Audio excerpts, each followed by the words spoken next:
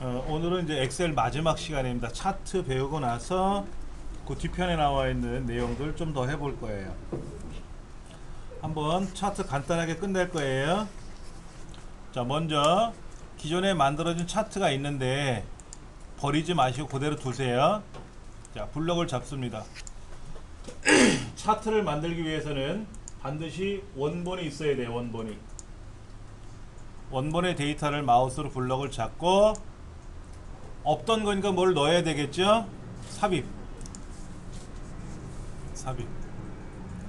삽입이라는 메뉴를 가면 차트 그룹에 차트의 종류가 굉장히 많은데 세로 막대형 많이 쓰거든요. 얘를 클릭해 볼게요. 그럼 2차원 세로, 3차원 세로 여러 가지가 있어요. 먼저 제일 앞에 있는 거 2차원 세로 막대 중에 제일 앞에 있는 거 클릭해 볼 겁니다. 그럼 이렇게 만들어져요. 그러면 아까는 없던 메뉴가 새로 열려요. 위에 차트가 아니라 아까 시트를 클릭하면 검토 보기란 메뉴에서 끝날 수 있는데 차트 영역을 클릭하면 차트와 연관된 메뉴가 별도로 뜹니다. 자, 이때 이 차트 영역을 차트가 보이는 전체 영역을 차트 영역이라 그래요. 얘를 마우스로 끌어다가 옮기시면 돼요. 위치가 움직여집니다. 그리고 제일 모서리 부분이나 중간에 있는 영역을 가보면 이렇게 크기를 조절하는 영역이 있어요. 크기를 조절하는 영역이 있습니다. 이 크기를 조절해서 너비도 적절히 한번 늘려보세요. 이렇게 해서 차트 영역을 마우스로 움직여 가지고, 그리고 귀퉁이를 이용해서 조절할 수도 있고요. 중간 차트에 네 면이 있어요. 좌우 상하의 면이 있는데 그 중에 중간에 가보시면 점점점 하고 표시가 되어 있을 거예요. 그렇죠? 점점점점 하고 있을 거예요. 거기다 마우스를 갖다 대면은 너비를 조절할 수가 있고요. 그러면 이 저자가 쓴 차트하고, 저자가 작성한 차트하고 우리가 방금 전에 만든 차트하고 똑같은 차트인데 모양새가 다르죠. 꾸미면 돼요. 제가 아까 그랬잖아요. 저 열심히 꾸미고 있다고. 근데 꾸미는 법을 모르면 못 꾸미는 거예요. 그렇잖아요. 근데 꾸밀 수 있는 재료는 저 위에 다 있어요. 색조 화장품도 있고 기초 화장품도 있고 다 있는데 사용법을 모르면 어떻게 돼요? 화장품을 못 바르는 거예요. 꾸밀 수가 없는 거예요. 한번 볼게요. 첫 번째, 이 차트를 클릭하고 상단에 가면은 차트 도구 디자인과 레이아웃과 서식이라는 게 보일 거예요. 확인하셨어요? 그 중에 첫 번째가 디자인인데, 이 디자인에 가셔가지고 제일 왼쪽 거 차트의 종류를 바꾸고 싶을 때는 클릭하고 여기서 차트를 바꾸시면 돼요. 이렇게 누적 세로 막대형 다시 클릭해서 꺾은 선, 그 다음에 다시 세로 막대, 묶음 세로 막대형 바뀝니다. 그 다음에 파란 게 중간고사하고 빨간 게 기말고사인데 빨간색으로 되어 있는 막대를 클릭하면 빨간색 기말고사가 다 선택이 돼요. 이렇게 놓고 나서 차트 종류를 변경하면 걔만 바뀌어요. 차트 자체를 클릭하고 차트 종류를 변경하라 그러면 어떻게 된다? 통째로 바뀌는 거고, 빨간색이면 빨간색, 파란색이면 파란색을 클릭하고 차트 종류를 바꿔라 그러면 이렇게 어떤 건 가로, 어떤 건 세로 이렇게 바뀌어요. 어떻게 바꾸느냐에 따라서 달라지는 거예요. 통째를 선택하고 통으로 선택하고 바꿔라 그러면 통째로 바뀌는 거고, 어느 한쪽을 선택하고 바꿔라 그러면 그 어느 한쪽만 바뀌는 거고. 자, 그 다음에 얘는 제목도 보이고 밑에 표 같은 것도 보이는데요. 이때 차트의 전체적인 거를 꾸미는 거는 차트 레이아웃이라 그래요. 차트 레이아웃. 이렇게.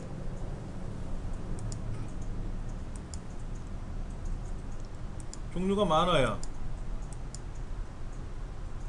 오, 괜찮다. 여기 있는 거 어떤 거를 눌러봤더니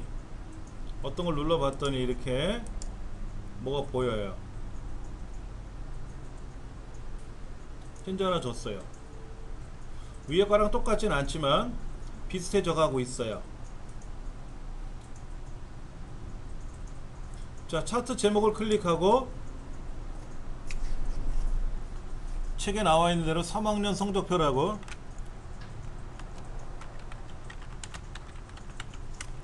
쓰면 차트 제목이 바뀌어요.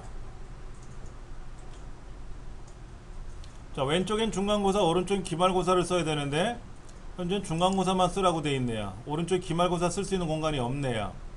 이것도 만들어야 돼요. 아까 우리가 차트를 만들어 놓고 이쪽에 있는 뭐를 선택을 했단 말이에요. 뭐를 선택했더니 내가 원하든 원치 않든 간에 모양새가 나오기 시작을 하는데 어떤 거로 만들어주면 좋을까 고민하다가 그나마 두 번째 줄에 있는 어느 선택을 했더니 비슷해 보이더라 이거죠. 그러면 얘를 선택하고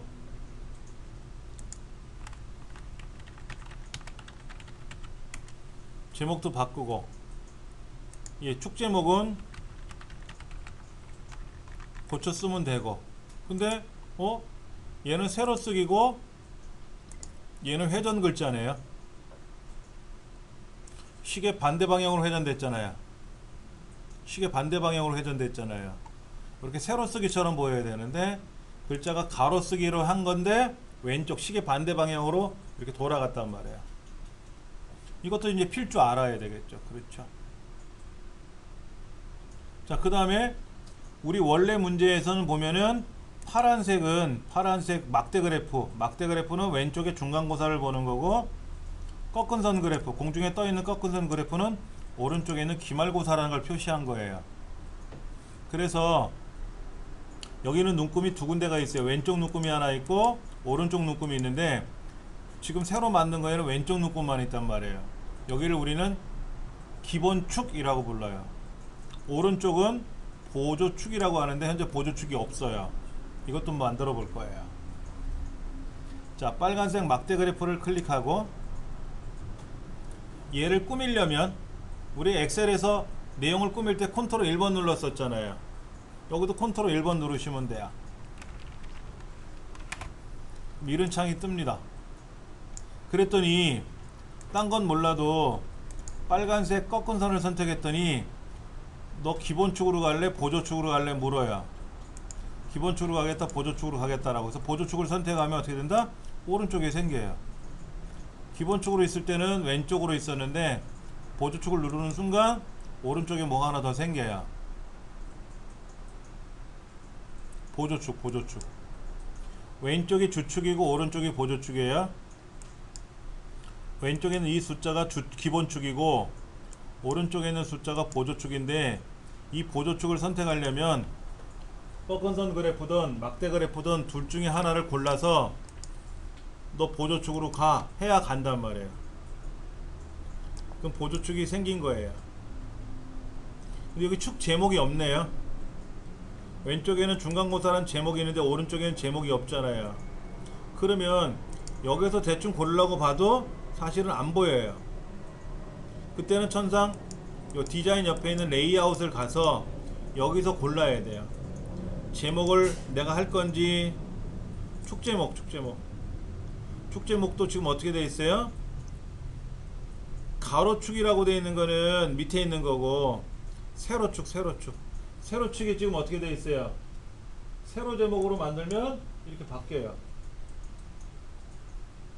축 제목에 가서 아까 세로가 회전이 됐었단 말이에요. 회전.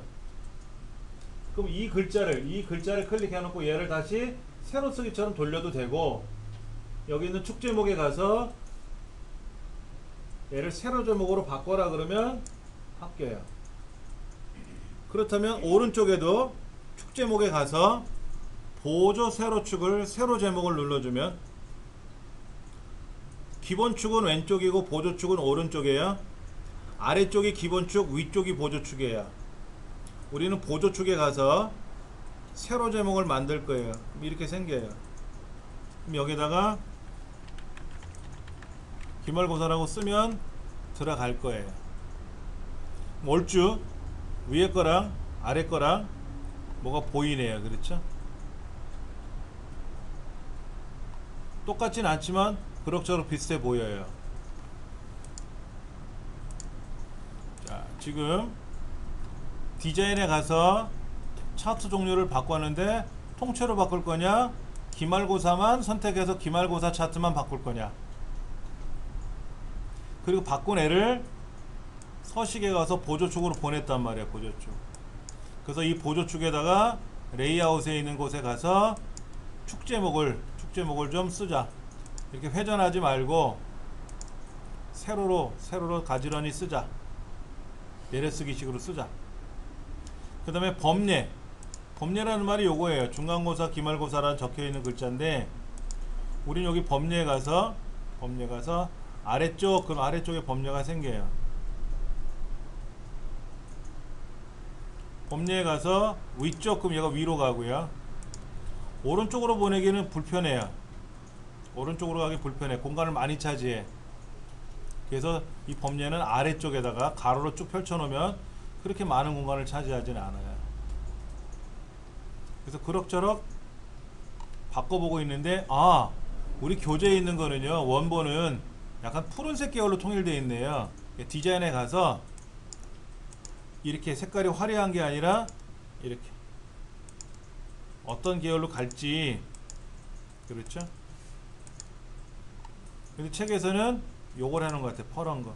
우리도 가서 어떻게 해라, 이거를 바꿔주면 돼요. 우리는 흑백 처리할까? 아니면 이런 거로 해볼까? 약간 갈색 나는 거로 해볼까? 이렇게 겁니다.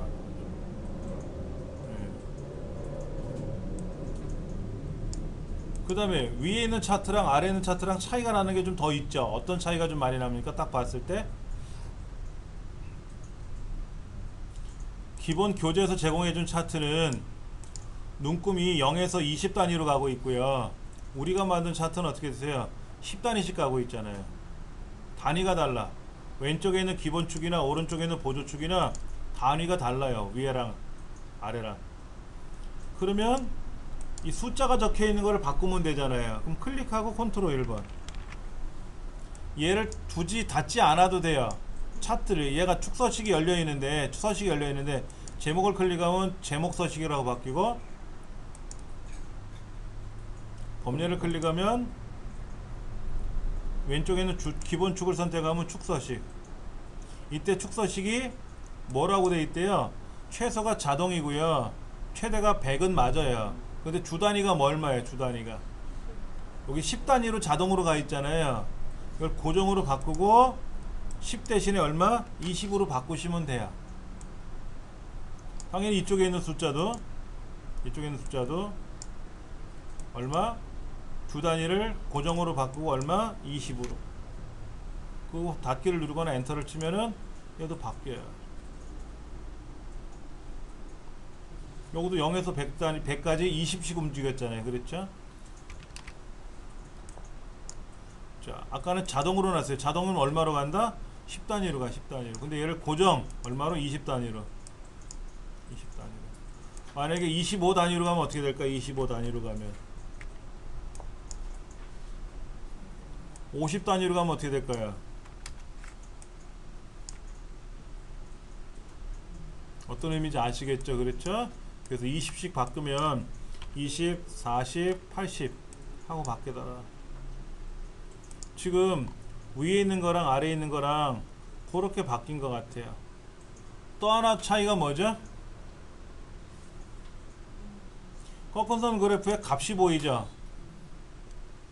우리 여기는 지금 꺾은 선 그래프에 값이 보여요? 안 보여요? 안 보이잖아요. 그럼 꺾은 선을 클릭하고 꺾은 선을 클릭하고 저 상단에 있는 레이아웃에 가서 레이블을 넣어주는 거야. 레이블을 우리는 이름이나 값이나 그런 걸 레이블이라 그래요. 다른 말로 라벨. 레이블.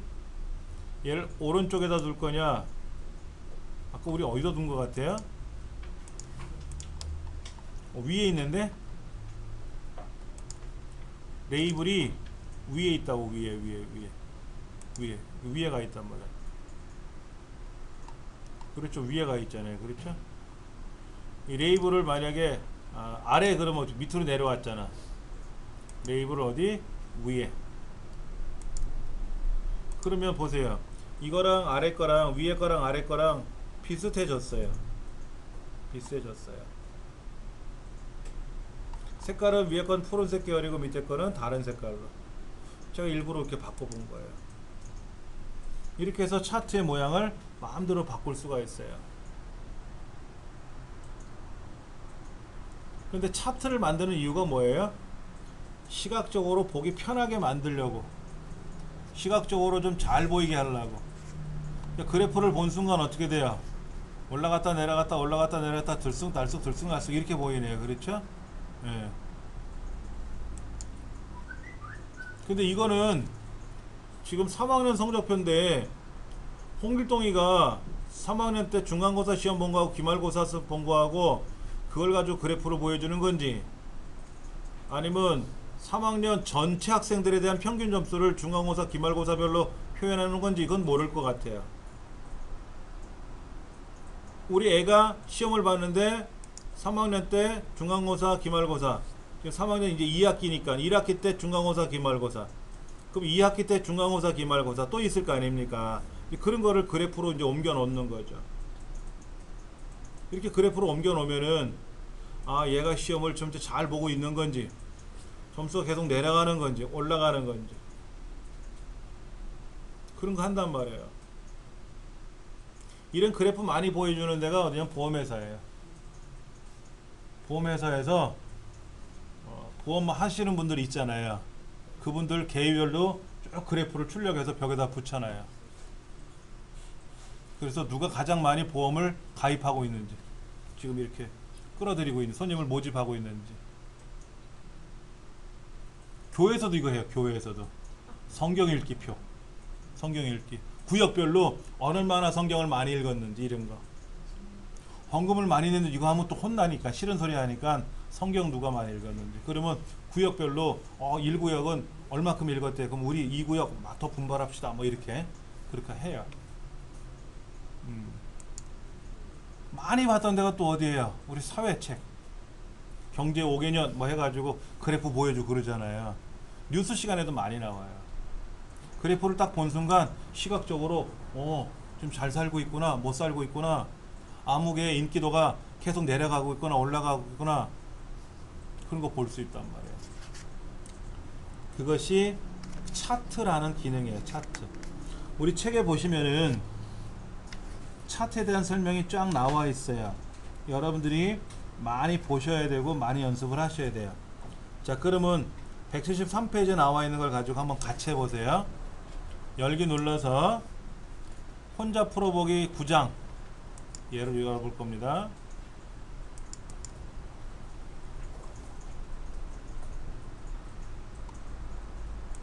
이건데, 이게 만들어졌어요?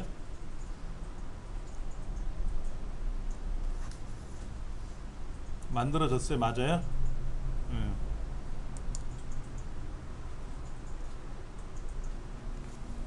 결과 나왔어요?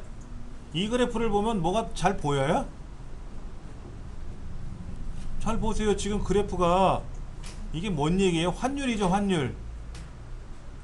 자, 4월 19일 날 1달러당 환율이 얼마래? 20일 날 얼마래? 21일 날 얼마래?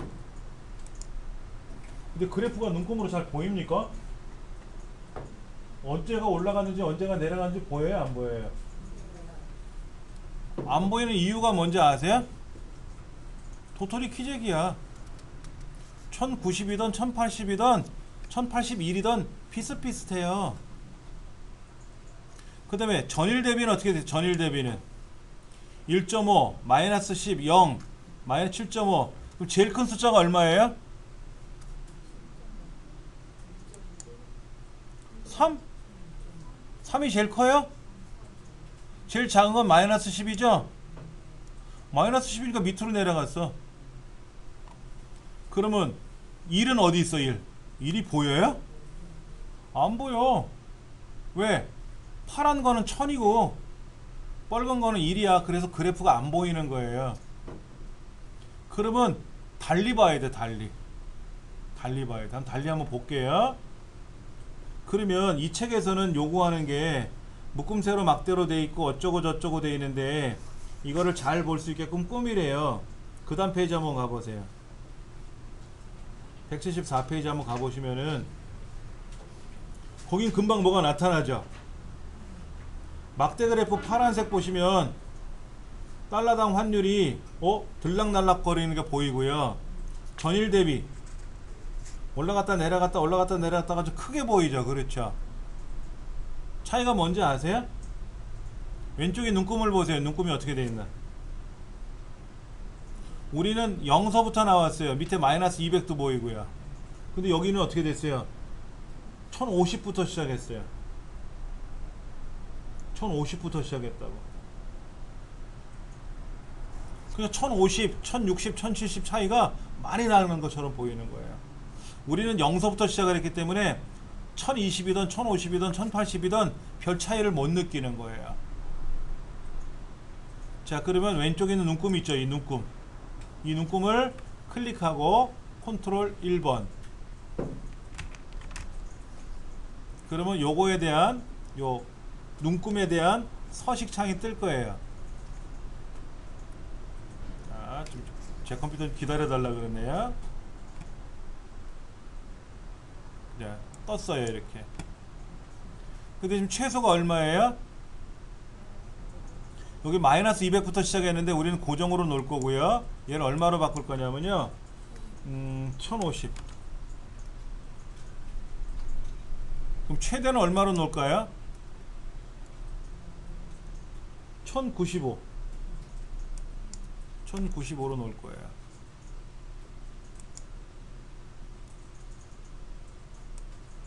(1050에서) 1095로 가니까 어떻게 돼요? 높낮이가 이제는 올라갔다 내려갔다 보이죠. 그렇죠. 이거는 보여서 좋은 것 같아요. 그랬더니 문제가 생겼어요. 빨간색은 아예 안 보여요. 아까 0, 뭐 마이너스 얼마 있었는데 지금 1050부터 보이니까 1050이 안 되는 애들은 안 보이는 거예요. 그렇죠? 빨간 걸 살리기 위해서는 어디로 간다? 디자인이라는 메뉴에 가도 안 나오고요. 레이아웃에 가보면 보여요. 레이아웃. 차트 도구 밑에 레이아웃이라고 있잖아요. 그 레이아웃에 가시면 여기 보세요. 뭐라고 써 있습니까? 여기 뭐 있죠? 그렇죠. 이때 뭐를 선택한다? 계열, 전일 대비 계열이라는 걸 클릭하세요. 전일 대비 계열이라고 여기 보면 보일 거예요. 이렇게. 그리고 서식을 누르시면 돼요. 이게 서식이 컨트롤 1번입니다. 자, 지금 제가 전일 대비라는 걸 선택했더니 뭔지 몰라도 밑에 뭐가 생겼어요. 이렇게. 자, 보세요. 여기 차트가 만들어졌는데 문제는 뭐냐면 전일 대비란 빨간색이 없잖아요. 여기 차트 영역 말고 전일 대비 계열을 클릭하면 밑에 뭔지 몰라도 이렇게 허연 선이 생겼어요. 그리고 선택 영역 서식을 누르시면 돼요. 이게 컨트롤 1번이에요. 아까처럼 이렇게 뜨거든요. 얘를 어디로 보내야 돼? 보조축. 얘를 보조축으로 보내야 돼. 아까는 기본축에 있었으니까 왼쪽에 있는 1000이라는 숫자랑 동거하고 살잖아요. 근데 얘는 숫자가 원체 작은 애들이라 1050이라는 동네에 올라올 수가 없잖아. 커봤자 5도 안 되는데. 응? 전일 대비를 선택하려면은 매매 기준은 파란 게 보이니까 클릭하면 되지만 전일 대비는 작아서 안 보인단 말이에요. 그러니까 저 상단에 있는 차트 도구 디자인 옆에 레이아웃이라고 있잖아요. 거기 가서 전일 대비 계열을 선택하셔야 된다고. 직접 보이면 클릭하면 되는데 보이면 클릭하면 되는데 빨간 거는 안 보이잖아요 밑에. 그러니까 여기 가서 전일 대비 계열이라는 거 클릭하면 그때 이제 선택이 돼요. 그리고 이제 얘를 꾸며줘야 되잖아요. 그때 컨트롤 1번 누른다 그랬잖아요. 그게 요 서식 누르는 거랑 같은 거라고. 그럼 요렇게 뜨거든요. 요렇게. 그럼 아까 우리 보조축 넘기는 거 있었잖아요. 보조축. 이 보조축으로 넘겨주시면 돼요. 보조축으로 넘겨놓고 가만히 있지 말고 지금 그래프가 막대 그래프, 꺾은선 그래프가 어떻게 돼 있어요? 막대 그래프 두 개가 서로 막 겹쳐서 이상하게 보이잖아요. 얘를 뭐로 바꿔야 돼? 디자인에 가서 차트를 바꿔야지 모양새를. 뭐로? 꺾은선이요. 꺾은선. 책처럼 이렇게 만들어지는 거예요. 그래서 파란 거는 왼쪽에 있는 1050에서 1095를 보고 빨간 거는 오른쪽에 있는 눈금에 가서 마이너스 12서부터 플러스 4까지 얘를 보라는 거고. 그래서 현재 책에 174페이지에 나와 있는 것처럼 형태가 서로 다르게 보이는 거죠. 그럼 이 범례 있잖아. 범례. 이걸 범례라 그래요. 야, 빨간 게 뭐니? 파란 건 뭐니? 빨간 건 모르는데? 파란 건 모르는데? 그때 알려주는 거. 파란 거는 막대 그래프인데 매매 기준이라는 계열이고 빨간색은 꺾은선 그래프인데 전일 대비라는 계열이야. 알려주는 게 이 범례를 오른쪽에다 둘 거냐 아래쪽으로 내릴 거냐, 아래쪽으로 내릴 거냐, 아니면 위쪽으로 올릴 거냐. 오른쪽에 두면은 공간을 많이 차지하잖아요. 이렇게 세로로. 그래서 얘를 어디로 위쪽으로 옮기면 어떻게 돼요? 오른쪽에 비어있던 공간만큼 쫙 차트가 펼쳐져서 보일 거고 저 위나 아래다 보여주면 그럭저럭 보기 좋아요. 그럼 이거를 딱 본 순간 날짜가 가면 갈수록 어떻게 돼요? 지금 환율이 어떻게 되나 보세요. 환율이 어떻게 되나 보세요. 어떻게 됐어요? 4월 19일 날은 환율이 높은 것 같았는데 내려가서 살짝 올라갔죠. 그렇죠? 그러다가 어떻게 됐어요? 계속 내려가고 있죠. 환율이. 그 다음에 전일 대비 이거는 뭐예요?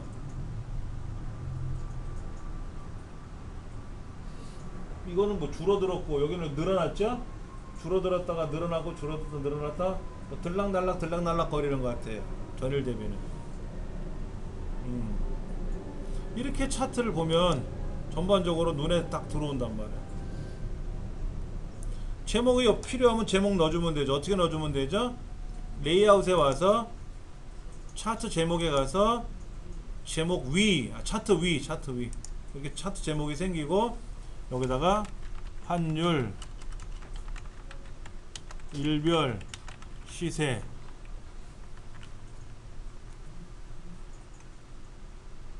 이렇게 제목을 넣어놓으면 이게 환율, 일별, 시세구나 하고 알 수 있을 것이고 날짜에 가면서 지금 기본적으로 잘 보시면 제일 적은 값이 얼마예요? 1065원이거든요 1065원이에요 제일 작은 게. 그러면 왼쪽에 있는 숫자 값을요 아까 우리 1050으로 했었죠. 1050 기억나세요? 잠깐만요.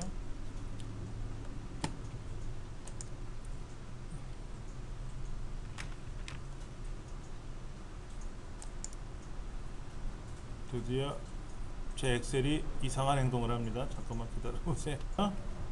차트가 멈춰갖고 다시 한번 해보는데 아까 어떻게 했냐면은 빨간색 이 숫자 값이 아까 얼마로? 1050서부터 시작했잖아요. 그렇죠?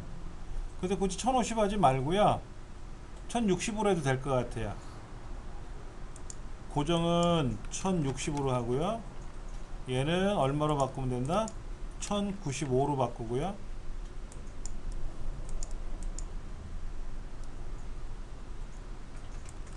자 그러면 들락날락이 더 심하게 보일 거예요. 아까는 1050부터 시작했기 때문에 전체가 높은 상태인데 1060으로 더 올려버리니까 이 차이가 더 심하게 보이죠. 자 그 다음에 레이아웃에 가서 뭐를 바꾼다고요? 전일 대비를 클릭해서 이 전일 대비에 대해서 얘를 보조축으로 보냈어요. 그리고 이 전일 대비에 대한 뭐를 바꿨어요? 차트를 꺾은 선으로 바꿨단 말이에요. 이렇게 들락날락. 그리고 범례를 여기서 바꿔도 되고요, 여기서 바꿔도 돼요. 오른쪽에 있던 애를 위쪽으로. 그 다음에 제목, 차트 제목도 달아야 되고요. 환율,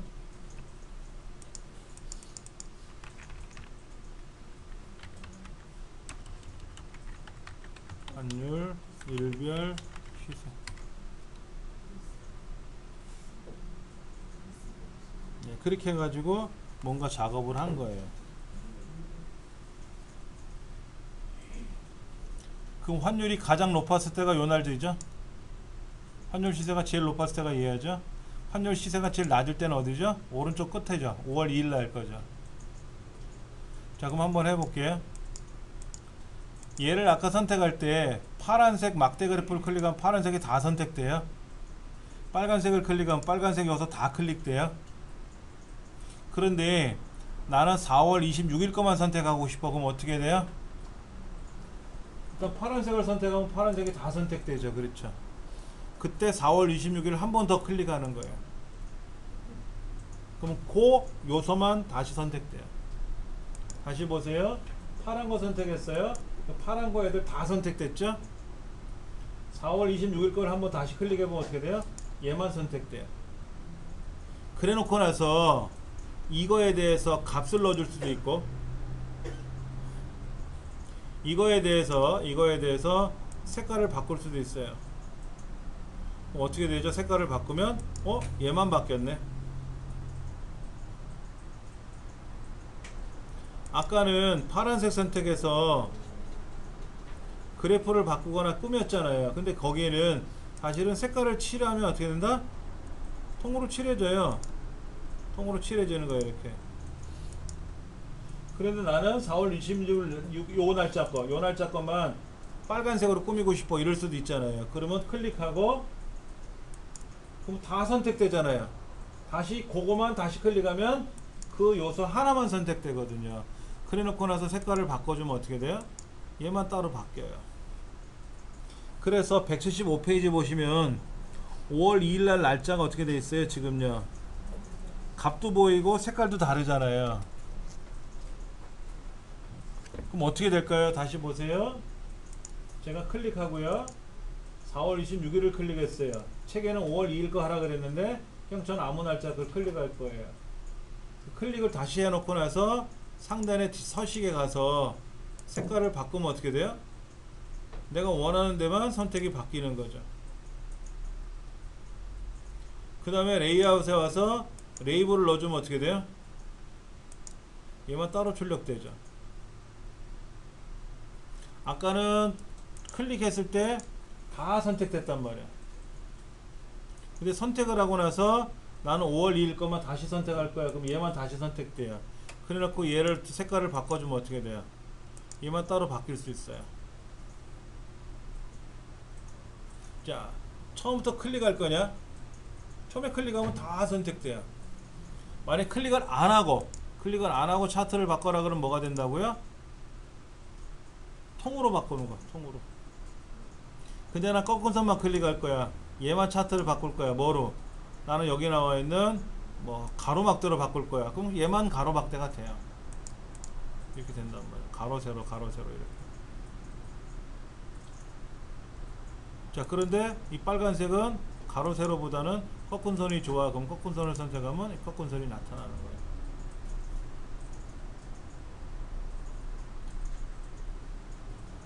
지금 175쪽에 보이면 그 1065.00이라고 되어 있는 그거 5월 2일 날 날짜만 노란색으로 칠하고 값이 보이라 그랬잖아요. 그건 저는 어떻게 했다? 다른 날짜를 선택해서 값을 보이게 하고, 다른 날짜를 선택해서 색깔이 달리 보이게끔 하고. 방법은 뭐다? 막대 그래프 클릭하고 그 중에 필요한 항목을 클릭을 하면 걔만 다시 선택되고, 그리고 여기다가 레이아웃에 가서 값을 넣어주면 값이 들어가고,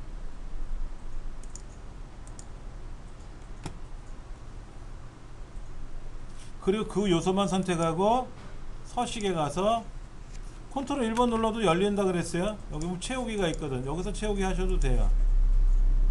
여기서 채우기 하셔도 돼요.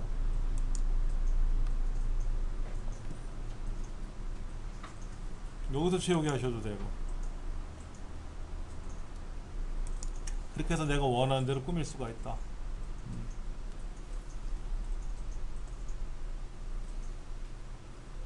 자, 빨간색 그래프에도 값이 보이나요? 빨간색 꺾은 선 클릭하고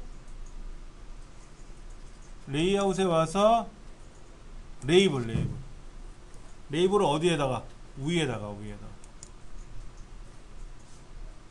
책이 그렇게 되어 있어요. 한번 보세요. 빨간색 전일 대비 꺾은 선 그래프는 꼭 점이 찍혀있는 그 천장에다 위에다가 값을 보이라 그랬어요. 그 값을 보이는 게 레이블.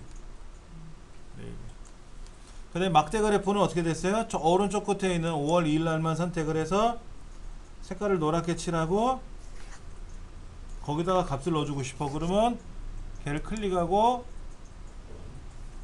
레이블. 그럼 그 요소만 값이 나오겠죠. 자, 178페이지 보시면은 시도별 인구 현황 꾸미는 방법이 나와 있어요. 이것도 여러분 댁에 가셔서 한번 해보세요. 해보시고 저한테 보내주세요. 찍은 거를. 예. 자, 데이터베이스란 말이 나왔어요. 데이터베이스는 그 책에 써 있네요. 방대한 양의 데이터를 특정한 용도에 맞춰서 정리해 놓는 거, 정리해 놓은 것들, 이게 데이터베이스예요. 예를 들어서 1학년 1학기서부터 초등학교 1학년 입학해서부터 고등학교 대학 졸업할 때까지 내 성적을 모아놨어. 그리고 여기가 A초등학교인데 A초등학교 신입생, 첫 회 신입생 받아서 100년의 역사를 가진 이 학교가 졸업생, 100회 졸업생까지 성적을 쫙 모아놨어. 그런 자료가 있을 거 아닙니까? 양이 많겠죠. 100개가 될지 100만 개가 될지 모르겠지만 그런 데이터들을 묶어놓은 거를 우리는 데이터베이스라고 하는 거예요. 그래서 간혹 방송에 보면 데이터베이스를 구축했다 이런 말을 많이 하거든요. 여러분들이 과거에 우리 동사무소에 가서 주민등록 등본 발급하던 거 기억나세요? 안에 주민등록 등록표를 빼가지고 복석에다가 무슨 뭐 이렇게 집어넣고 나서 이렇게 복사를 해서 도장 찍어줬던 거 있었어요. 그러면 다른 동네 가서는 주민등록 등본을 발급받을 수 있다 없다? 왜? 거기는 없잖아. 내가 살고 있는 동네에 있는 거잖아. 그러니까 이사를 가면 어떻게 돼? 동사무소에서 신고를 해야 돼. 나 이사 가요. 왜? 그러니까 내 서류 저쪽으로 보내주십시오 이 얘기죠. 근데 지금은 어떻게 돼요? 동사무소 신고해요? 신고 안 해. 대신에 뭐는 해야 돼? 이사 왔으니까 나 이 동네 이사 왔어요 라고 얘기하면 얘가 신월 1동 살던 사람이 신월 7동으로 이사 왔네? 그럼 신월 1동에 있는 자료가 신월 7동으로 가는 건 아니에요. 옛날에는 짐을 싸서 보냈다고 글로.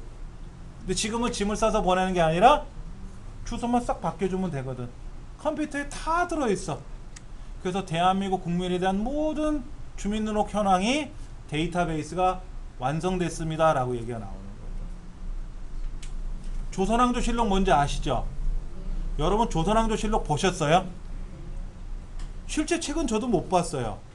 근데 조선왕조실록 내용은 봤어요. 여러분 인터넷상에 들어가서 조선왕조실록으로 검색하면 다 떠요. 우리말로도 나와요. 풀어서 나와요. 원본으로도 볼 수가 있고요. 그걸 복사해서 아래 한글에다 붙여도 돼요. 엑셀에다 붙일 수도 있어요. 우리말로 다 설명해 놨어요. 근데 어떤 거는 뜻이 어려워서 아직 계속 번역하는 중인 것도 있대요.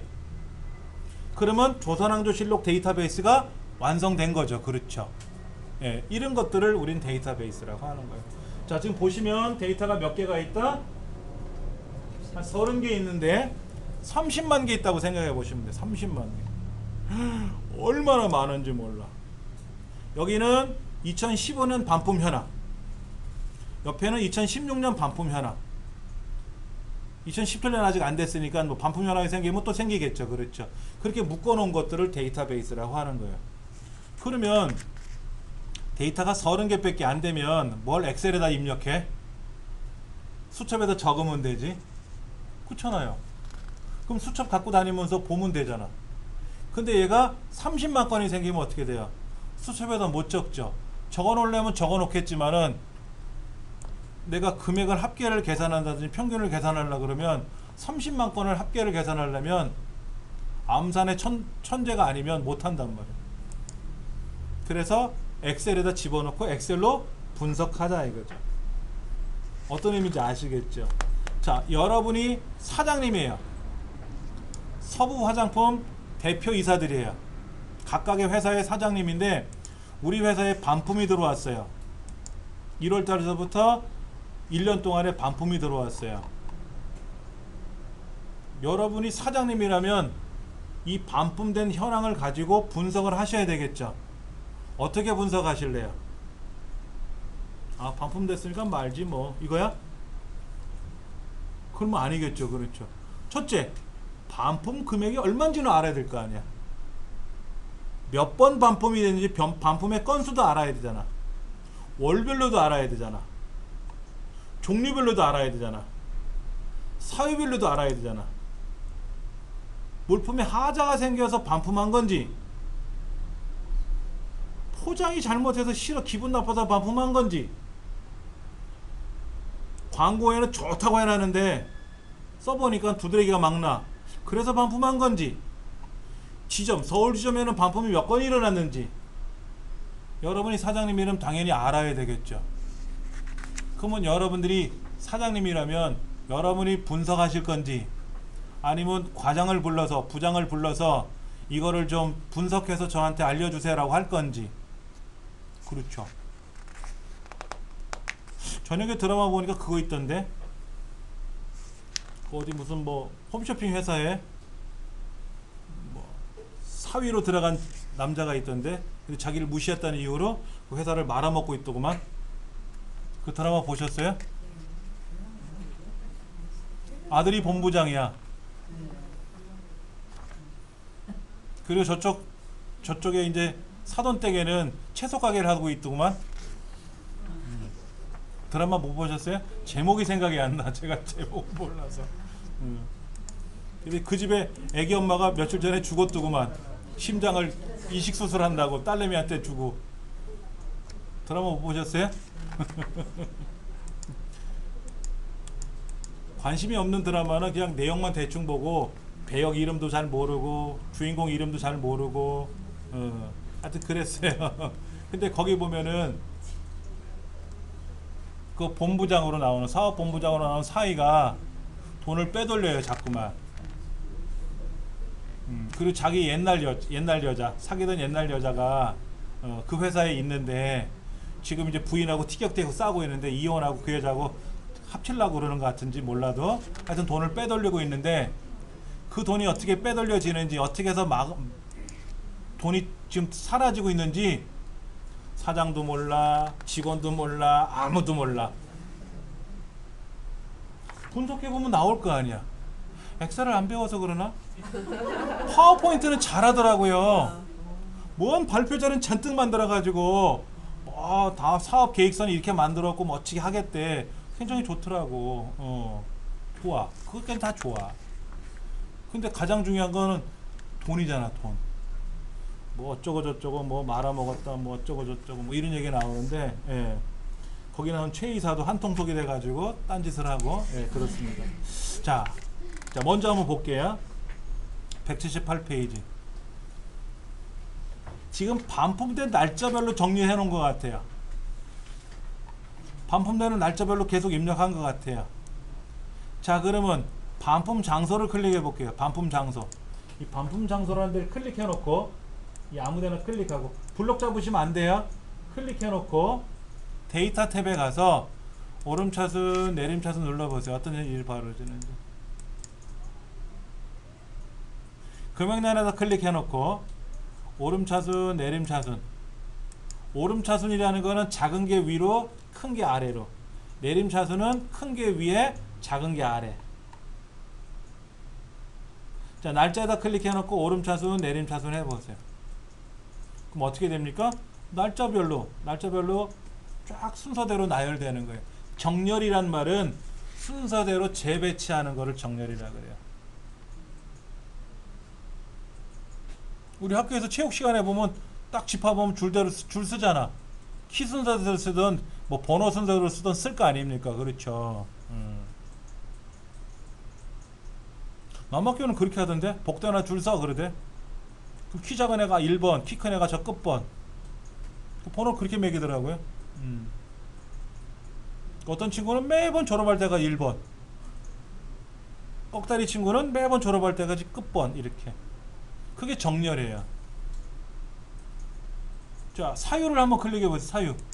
사유라는 동네에다 클릭하고 오름차순에 보면 단순 면심 이만큼 있고, 물품 하자가 이만큼 있고, 포장 분량이 이만큼 있고, 광고랑 다르다고 해서 몇 건이 있고 발생했죠. 그렇죠. 근데 단순 면심 몇 건인지 내가 세보죠. 이게 몇 개인지 세봐야 되잖아. 물품 하자로 인해서 반품한 거 몇 건 있는지 마우스로 이렇게 블럭 잡아보면 개수가 8개다 하고 이렇게 뜨거든. 8건이구나. 근데 그렇게 하지 말고 표로 보여주면 좋을 것 같아. 자, 보세요. 제가 사유란 동네에다 클릭하고요. 오름차순 했어요. 내림차순이든 오름차순이든 하면 모이죠. 단순 변심끼리, 포장 분량끼리 모이죠. 그렇죠. 그래 놓고 저 끝에 있는 부분합 가보실래요? 끝에 가서 부분합 누르셨어요? 이렇게 부분합 하셨어요? 자, 그 부분합 누르시면은 반품, 그룹할 항목이 뭐라고 되어 있어요? 반품 1은 제일 앞자리 거예요. 우리는 제가 정렬할 때 사유별로 정렬했죠. 얘를 사유로 바꿔야 돼요. 사유. 다시 지점, 반품 장소를 클릭하고요. 정렬 한번 해보세요. 그럼 강원도는 강원도끼리, 경기도는 경기도끼리 모이나요? 대답이 없으시네. 모였어요? 안 모였어요? 자, 보세요. 여기 보세요. 반품이라는 날짜 보이세요? 날짜?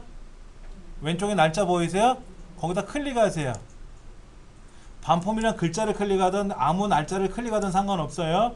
블럭 잡으시면 안 되고요. 그리고 나서 데이터 탭에 가서 오름차순, 내림차순 있죠? 누르셨어요? 그러면 날짜 순서대로 나열이 돼요? 근데 날짜가 똑같은 날짜가 있을 수도 있겠지만 날짜가 다 제각각이죠. 그럼 좀 분석하기가 불편해. 자, 이번에는 반품 상세에다 클릭해 놓고요. 오름차순 한번 눌러보세요. 그럼 어떻게 됩니까? 가나다 순에 의해서 강원도, 경기도, 경상도, 서울, 제주, 충청 하고 모이나요? 자, 그러면 반품 장소별로 한번 제가 분석해 보고 싶어요. 저 끝에 있는 부분합 눌러보세요. 부분합. 그럼 이렇게 나오나요? 이때 그룹할 항목이라는 말이 뭐예요? 아까 반품 장소별로 정렬했죠? 그걸 바꿔야 돼요. 정렬은 반품 장소별로 정렬을 해놓고 그룹할 항목은 반품 일 날짜별로 하면 안 돼요. 이거 똑같아야 돼요. 반품 장소별로 해놓고. 자, 금액의 합계 확인 눌러보세요. 그럼 어떻게 되나 보세요. 강원도 거는 얼마, 경기도 거는 얼마, 경상도 거는 얼마 나와요? 네. 자, 이번에 다시 부분합에 가서 합계 말고 개수로 바꿔보세요. 개수. 반품 장소에 대한 금액의 개수로 바꿀 거예요. 합계가 아니라 개수로. 그 확인 눌러보시면 강원도는 5개, 경기도는 4개, 경상도는 3개 보이나요? 서울은 9건, 제주도는 3건, 충청은 6개, 전체 30개의 반품이 나온 거예요. 분석이 되나요? 이렇게? 네. 정렬을 해서 정렬된 결과를 가지고 부분합을 해요. 부분합을 한다고. 자, 다시 부분합에 가서 모두 제거 누르시면 원래대로 돌아와요. 원래도 돌아왔어요. 그러면 반품이라는 동네에다 클릭해 놓고 오름차순하면 날짜 순서대로 쭉 다시 모일 거예요. 이렇게 다시 원래대로 돌려놔야죠. 그렇죠. 얘가 원본이었으니까는. 자, 정렬이란 말은 뭐냐면 순서대로 나열하는 거예요. 왜 순서대로 나열해요? 뭐 좀 어떻게 해보려고. 여러분 서점에 가거나 도서관 가면 책 제목이 어떻게 되어 있어요? 순서대로 나열되어 있죠. 순서대로 나열되어 있지 않으면 어떻게 될까요? 내가 찾는 책이 가나다 순에 있지 않으면 되게 찾기 어려워요. 그래서 소설이면 소설끼리 모아놓고 수필이면 수필끼리 모아놔서 내가 찾는 게 소설이다. 그럼 소설 동네 가서 가나다로 찾아보면 되는 거예요. 내가 컴퓨터 책을 찾고 싶어. 그럼 컴퓨터 책 코너에 가서 엑셀이면 가나다 순에 의해서 이응이니까 엑셀 코너를 찾으면 뭔가 엑셀이 있을 거란 말이야. 근데 저기 잡지 코너에 가서 엑셀 찾으면 어떻게 돼요? 엑셀에 관한 잡지가 있으면 보이겠지만 일반적인 엑셀 책은 없겠죠. 그렇죠. 다 정리 정도는 한단 말이야. 그 중에 가장 기본이 뭐다? 정렬. 책은 책대로, 참고서는 참고서대로. 아니면 국어는 국어끼리 모으고 영어는 영어끼리 모아서 국어책, 국어참고서, 국어공책 이렇게 모아놓을 건지, 아니면 책들만 쭉 모아놓고 참고서는 참고서대로 모아놓고 공책은 공책대로 모아놓을 건지는 여러분이 알아서 하시는 거잖아. 근데 어떤 친구들 보면 죄다 섞여 있어. 짬뽕 섞어놓은 것만 해. 그리고 못 찾아 본인이. 그리고 공부하기 싫어 그러죠. 예. 우리 집 애가 그래요. 죄다 섞어놓고 공부 안 하죠. 예. 자, 정렬이라는 말은 순서대로 나열하는 건데, 그럼 순서에 규칙이 있어요. 규칙. 책에 뭐라고 되어 있냐면 178쪽 가보세요. 숫자가 제일 작아요. 숫자. 그 다음에 영어 먼저 와요. 영어는 A, B, C, D 순서대로 나와요. 그 다음에 우리말이 나와요. 자, 여기 잠깐 볼게요. 이 컴퓨터 안에 자료들이 들어있어요. 이 컴퓨터 안에 자료들이 들어있는데요. 잘 보시면은 여기 이게 써있어요. 이렇게 Q 영어로 되어 있는 게 먼저 있고요. 여기 지금 이름 순서대로 나열됐으니까 그 다음에는 가나다로 우리말이 나와요. 그렇죠. 여기도 보세요. 숫자 5, 6, 그 다음에 영어 N, S, S, 그 다음에는 가나다 순에 의해서 가로, 저 밑에는 희망이, 훈장, 가나다로 나오는 거예요. 이건 전 세계 규정이에요. 얘를 거꾸로 하면 어떻게 돼? 거꾸로 하면 숫자가 제일 밑으로 내려가요. 우리말이 위로 올라와요. 우리말이. 예. 날짜 순서대로 하시오. 그럼 날짜가 작은 게 올라가고 내려가고 하는 거는 기본이고, 크기 순서대로 나열하라 그러면 큰 놈 작은 놈이 알아서 움직이겠지. 근데 글자의 순서는 뭐다? 숫자가 앞에, 영문이 그 다음, 우리말. 대문자 소문자를 구별할 수 있다 없다? 할 수도 있어요.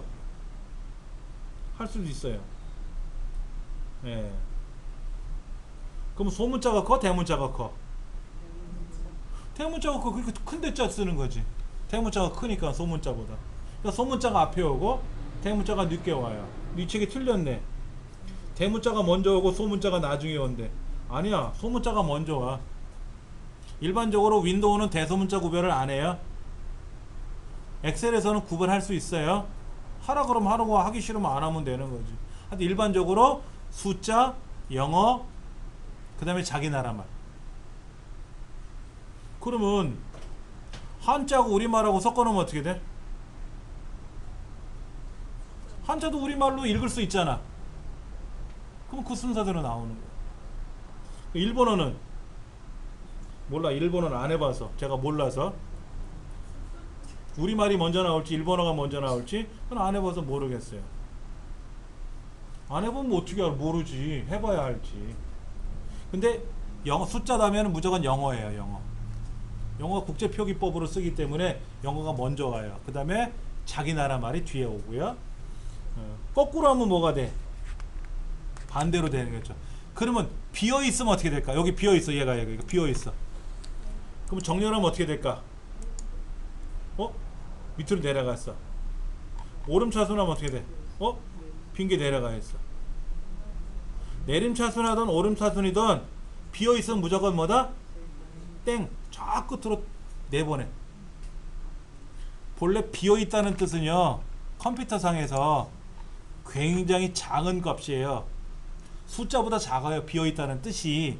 원래는 작은데 정렬을 할 때는 비어 있는 거는 안 해요. 비워뒀네? 그럼 얘가 숫자보다 작으니까 올라가야 되겠는데 그런 거 없어요. 무조건 비어 있으면 꼴찌야. 무조건 꼴찌야. 이래도 꼴찌 저래도 꼴찌. 다른 말로 비어 있는 것은 안 한다.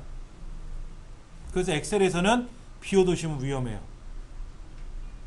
비워두시면 위험해요. 만약에 금액이 비어 있으면 뭐야? 반품이 안 됐다는 거야. 됐는다니 모른다는 거야. 0이라는 거야. 0이면 0이라고 써야 되고. 그렇죠? 그래서 비워두시면 굉장히 위험해요. 근데 아직 완성이 안 됐으니까 비워둘 수는 있겠지만 잘 관리하셔야 돼요. 자, 그런데 잘 보세요. 반품 장소별로 정렬을 하는데 오름차순하면 강원도가 먼저 나왔죠. 그러면 저기 하와이가 있으면 하와이가 끝으로 가겠다. 히읗이니까. 요즘 여러분들 인터넷상에서 지역별로 선택하면은 강원도가 앞에 나오는 게 원칙이에요. 요즘은 이렇게 나와요.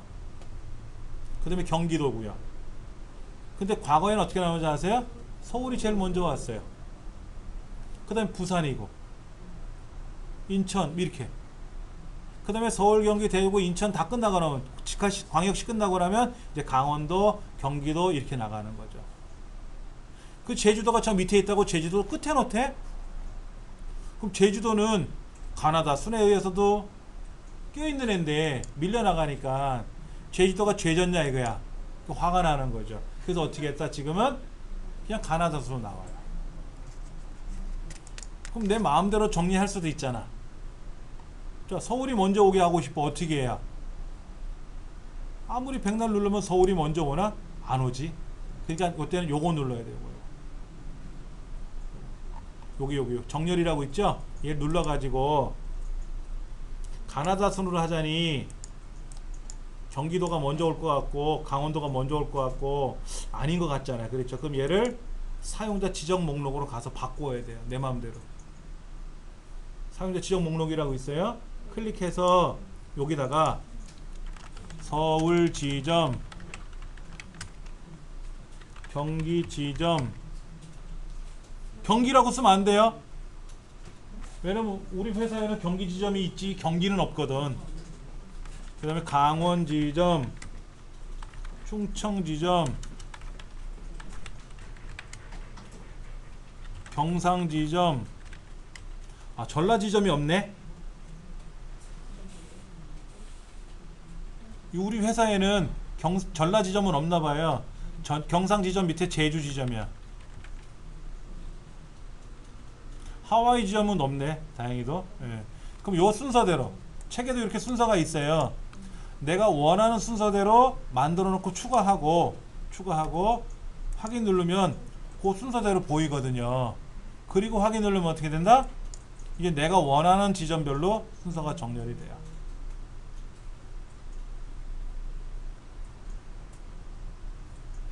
이해되시겠어요? 자, 여러분 직책 있잖아. 직책에도 제일 높은 사람이 회장, 사장, 뭐 이사, 부장, 차장, 과장, 대리, 사원, 인턴 이런 직책 제도가 있는데 얘를 가나다 순으로 바꾸면 어떻게 돼요? 아무래도 과장이 기억이다 보니까 저 위로 올라갈 것 같은데 과장이 올라가든 내려가든 하여튼 과장이 끄트머리로 갈 거예요. 그러면 사장하고 사원은 어떻게 돼? 사로 시작하니까 둘이 붙어 다닌다고. 그럼 차장은 어떨까? 차장. 치읓이잖아, 치읓. 그럼 회장만큼 높은 사람이 돼. 가나다 손으로 직책 매기는 거 아니죠? 그렇잖아. 계급도 그렇잖아, 계급. 너 계급이 뭐야? 나 계급이 7인데요. 너는? 난 5인데요. 이렇게 숫자로 매기면 계급을 편하게 계산할 수 있지. 그럼 계급이 20인 사람이 딱 나오면 어떻게 돼? 얘가 대장하는 거지 뭐. 계급이 높으니까. 근데 이렇게 계급 안 매기잖아요. 뭐라고 매겨요? 군대 계급도 있잖아. 병장, 뭐 소령, 뭐 대위. 가나선하고 안 맞잖아요. 그렇죠? 그런 것도 어떻게 된다? 정렬할 때 정렬에 가서 얘를 바꿔야 돼. 얘를 바꿔야 돼. 내가 원하는 대로. 자, 그래 놓고 나서 이제 정렬을 했더니 서울은 서울끼리 모이고 경기는 경기, 강원 이렇게 내가 원하는 순서대로 나열이 된 거죠. 이거를 사용자 지정 정렬이라 그래요. 사용자가 직접 지정해서 정렬했다. 181페이지까지 보시면은 하는 방법이 나와 있고 다음 페이지에 결과가 쫙 보일 겁니다. 하셨어요? 자, 그 다음 이번에는 화면 밑에서 자동 필터라고 클릭해 보세요. 자동 필터 밑에 데이터 정렬 옆에 보시면 자동 정렬이라고 있을 거예요. 자동 필터 찾으셨어요? 내용은 똑같아요. 자, 이겁니다. 요 필터 그림 보이세요? 필터 다른 데다 클릭하지 마시고 이 안에다 클릭하고 필터를 누르시면 뭔가가 생겨요. 그렇죠? 필터를 다시 누르면 사라지고 필터를 누르면 요런 화살표가 생긴단 말이에요. 요런 화살표가 생겼어요? 자, 그러면 반품 장소에 가서 그 화살표 있죠? 화살표 펼침 목록이라 그래요. 얘를 눌러가지고 제주 지점만 선택해보세요. 제주 지점만. 모두 선택되어 있는 걸 다시 누르면 다 해제가 돼요. 그리고 제주를 클릭하면 제주만 선택되거든요. 그 확인 누르면 어떻게 돼요? 제주 지점만 딱 남아요. 되게 편하죠? 정렬할 필요가 없는 거야. 그냥 제주도가 아니면 어떻게 돼? 제주점이 아니면 다 안 보여. 제주 지점 것만 쫙 보이게 하는 거야. 자, 가서 여기 지우기 누르면 돼요. 위에 저 위에 빨간색으로 지우기 누르면 또 다시 다 보입니다. 자, 이번엔 향수 제품만 보고 싶어. 향수 모두 선택 해제하고 향수를 클릭하면 돼요. 그럼 향수를 반품한 거야. 향수 제품만 쭉 봤더니 4건이 발생했는데 물품에 하자가 있어서 반품됐고 포장에 불량이 생겨서 반품이 됐고 단순 변심은 뭐야? 어떤 남자가 물건을 샀는데 남자용 물건을 산 거죠. 마음에 안 들었나 봐. 그냥 11번가에다 전화해서 바꿔주시오. 나 안 살래요. 반품할래요. 그 얘기 같아. 이유는요? 그냥이요. 이거지. 근데 물품 하자가 2건 발생했어요. 그러면 여러분이 화장품 회사 사장님이라면 난리 나겠죠. 아니, 물품에 하자가 왜 2번이나 생겼냐 이거야. 이게 뭐냐고. 서울지점 담당자, 제주지점 담당자 부르겠죠. 안 불러? 하자가 생기면 그냥 넘어가?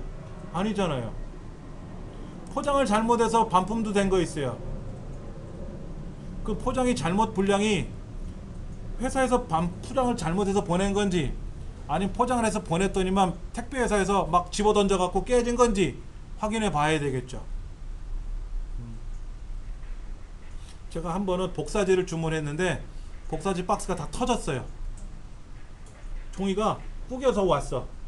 그러니까 프린트에다 집어넣으면 다 걸려. 2500장이 난리가 난 거야. 그래서 연습장으로 썼어요. 프린트에다 집어넣으면 펴가지고 집어넣으면 안에서 걸려. 자꾸만 찍찍 걸려가지고 인쇄를 못해. 얼마나 화가 나는지 몰라요. 그 전화를 했어요.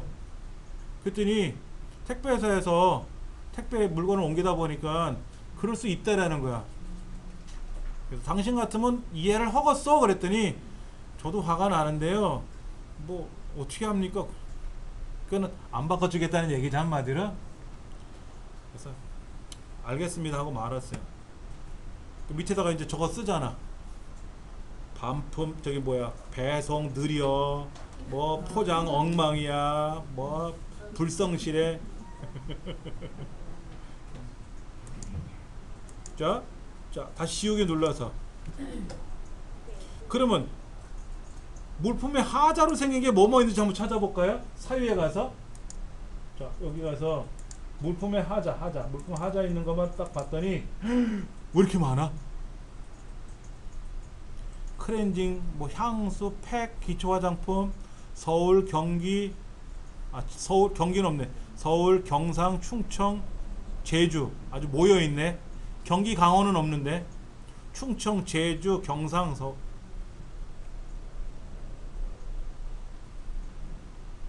그럼 이제 전화해 봐야 돼. 각 지점 지사로. 거기 지사장님, 여기 본사인데요. 왜 물품 하자가 발생했습니까? 알고 봤더니 배송 직원이 잘못해 가지고 1년 지난 거를 보냈대. 이럴 수도 있잖아. 큰일 나죠. 큰일 납니다. 그럼 그런 직원은 빨리 재교육을 시켜 가지고 다른 일 시켜야 돼요. 큰일 납니다. 예, 그런 거. 또 향수는 향이 나는 건데, 만약에 물품에 하자가 생기면 향도 이상할 거 아닙니까? 그렇죠. 좋은 향을 뿌렸는데 끼리끼리한 향이 나면 안 되잖아요. 그렇죠. 그러니까 여러분이 사장님이라면, 그렇다고 엑셀을 좀 제법하는 제가 사장하면 잘할 것 같다, 그건 아니고, 분석하라 그러면 제가 분석은 해드리지, 회사 사장님한테. 근데 저는 사장이라는 경영하는 거하고는 상관이 없는, 그냥 엑셀만 분석한다는 의미를 말씀드리는 거예요. 예. 예. 데이터 탭에 들어가서 그 밑에 필터하기 뭐니 이거 있잖아요. 예. 자, 이렇게 나와요. 그럼 얘를 더블 클릭하면 나와요. 얘를 더블 클릭하는 바람에 안으로 들어간 거예요. 그렇죠? 예, 여기도 그래. 클릭하면 나오는데 다시 가보면 사라지거든. 자, 데이터란 메뉴를 더블 클릭하면 항상 나오고, 더블 클릭하면 항상 들어가 있어요. 매번 알려드렸었는데. 그치, 나하고 상관없는 거는 안 듣죠. 네. 자, 자동 필터는 어떤 기능이라고요? 자동 필터는 어떤 기능이라고요? 원하는 것만 걸러보는 거예요. 필터가 무슨 말인데? 콜러내는 거. 예, 정확히 알고 계시네요. 자, 그러면 다시 서울 지점만 다시 선택해 보면요, 현재는 전체가 93만 2,400원인데 제가 서울 것만 다시 선택하는 순간 어떻게 됐어요? 금액이 재조정됐나요? 서울 금액으로 바뀐 거예요. 아까는 다 나왔었잖아. 다. 그게 93만 원이었고, 조금 전에 서울 것만 선택하니까 어떻게 됐다? 서울 금액으로 23만 9천 원 거 나온 거예요. 그러면 얘를 클릭해 봐야지. 여기 얘가 뭐길래 갑자기 숫자가 바뀌냐 이거야. 저 위에 뭐라고 떴어요? 서브토탈이라고 떴네. 서브토탈. 저 위에 서브토탈이 떴죠. 그렇죠. 그럼 서브토탈이 뭔지는 알아야 하잖아. 그게 185쪽에 나온 거예요. 자, 서브토탈은 여기에 앞에 9가 붙었어요. 9.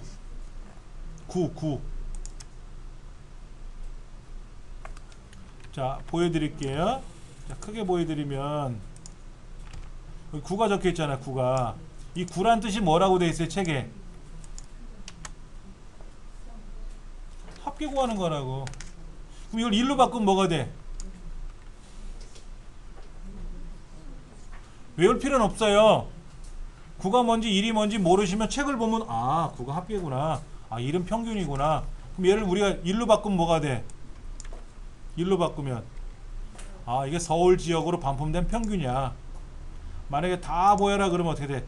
전국 평균이고, 이걸 9로 바꾸면 뭐야? 전체 합계고, 서울 것만 선택하면 서울 합계고, 얘를 1로 바꾸면 평균, 9로 바꾸면 합계. 거기 뭐라고 또 써 있어요? 2를 쓰면 숫자의 개수, 4를 쓰면 최대값, 5를 쓰면 최소값. 저도 안 외워요. 9가 합계라는 거 정도만 외워두고 나머지는 책 찾아보면 되잖아. 이렇게. 자, 186페이지 보세요. 186페이지 보시면은 아까 필터를 걸었는데 필터를 지울 때 어떻게 한다고요? 여기 지우기 눌렀었죠? 에이, 나는 안 할 거야 하고 필터를 해제하면 안 하는 거니까 다 빠져나오고요. 자, 필터를 눌러서 여기다가 서울 거만 선택을 했잖아요. 이렇게. 에이, 나 필터 안 하려고 필터를 다시 누르면 어떻게 돼요? 필터 안 하겠습니다 하고 다 다시 나와요.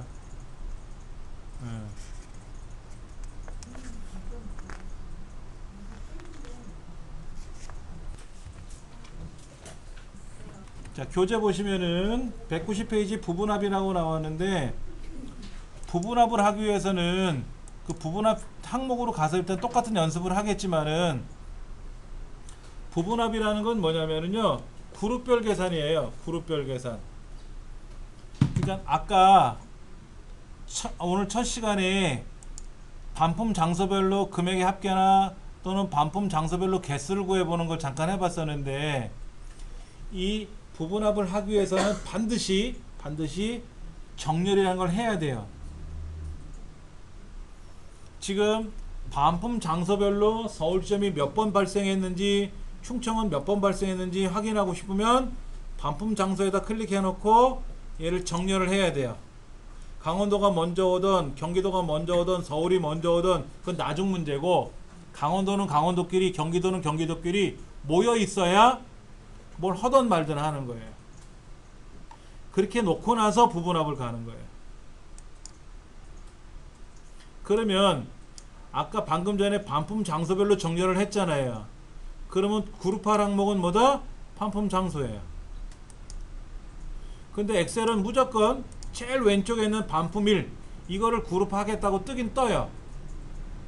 그럼 이걸 바꿔야 돼요. 뭐로? 방금 전에 정렬했던 반품 장소별로 그룹할 항목을 바꿔 놓으셔야 돼요. 그래 놓고 나서 금액 오른쪽에 금액 있잖아요. 금액의 합계를 계산해봐라 하고 확인 누르면 강원 지점의 합계가 얼마, 경기 지점은 얼마, 경상 지점은 얼마. 근데 합계라고 안 쓰고 요약이라고 뜨죠. 요약이라고 떠요. 이게 조금 불편해. 예전에는 합계 그럼 합계로 나왔었어요. 평균은 다 평균으로 나오는데 합계가 요약으로 바뀌었어요. 2002년도인가? 2003년 버전서부터 합계를 계산하시오 그러면 요약이라고 뜨더라고. 이게 좀 불편하겠지만은 일단은 강원도 거는 강원도끼리 합계가 나왔고 경기도는 경기도끼리 합계가 나왔어요. 자, 이번에는 부분합에 가서 금액의 합계가 아니라 개수를 계산하면 어떻게 될까요? 금액의 합계가 아니라 금액의 개수로 바꿔놓고 확인을 누르면 강원도가 5번, 경기도가 4번 이렇게 개수로 나오죠. 해보셨어요? 이렇게? 예. 이렇게 하는 이유는 분석하는 거예요. 분석. 내가 원하는 대로. 자, 이번에는 합계로 다시 바꿀 거예요. 부분합에 가서 금액은 다시 합계로 바꾸고요. 근데 문제가 뭐냐면 강원도에 발생한 반품이 들어온 게 몇 건인지는 또 알고 싶을 때가 있잖아요. 근데 얘를 또 다시 개수를 바꿔놓으면 합계가 사라지지 않습니까? 자, 이번에는 개수에다 놓고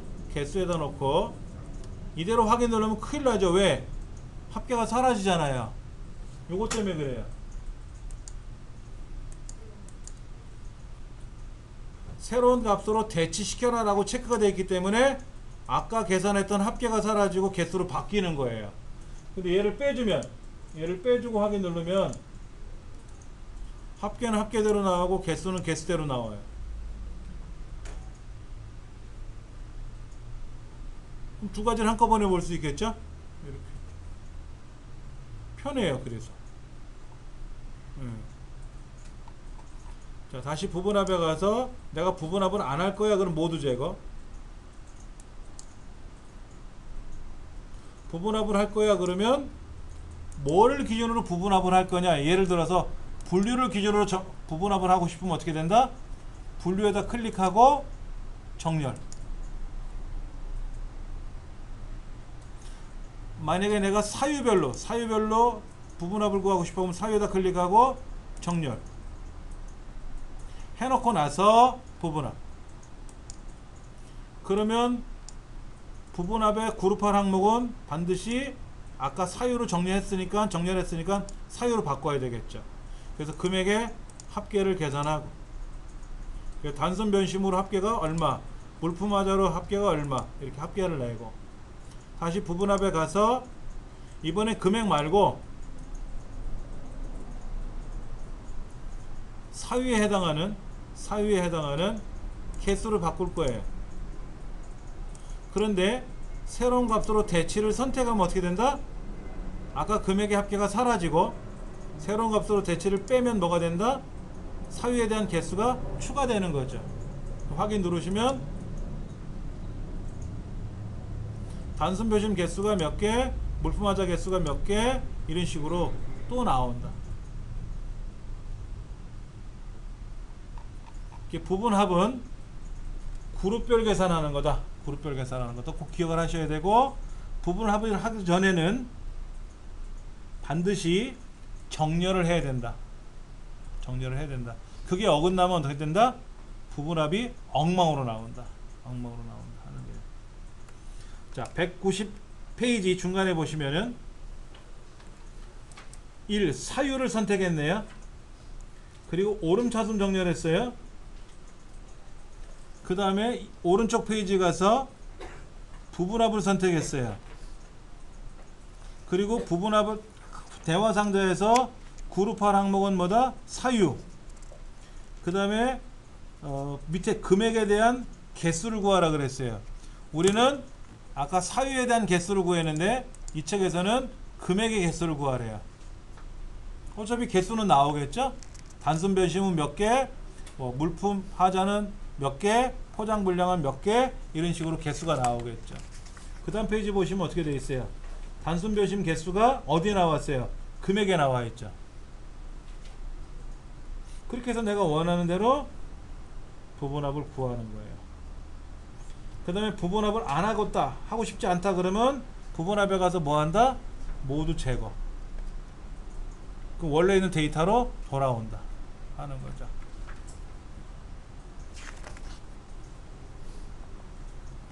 자, 불편한 게 많아요. 생각해 보세요. 부분합을 하려면 첫째, 정렬이라는 작업을 해야 되고, 필터를 하려면 필터라는 거 클릭해서 찾아야 되고, 그런데 피벗 테이블은 안 그래요. 피벗 테이블 한번 눌러 보실래요? 밑에 피벗 테이블. 이 피벗 테이블은 정렬을 하지 않아도 알아서 정렬을 해줘요.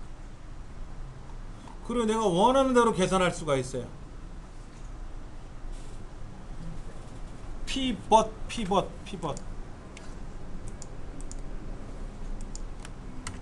자, 피벗 테이블이라고 되어 있는데요. 피벗, 다른 말로는 피봇, 영어로는 이렇게 써요. 피봇 이렇게 써요. 피봇 발음이 그래요.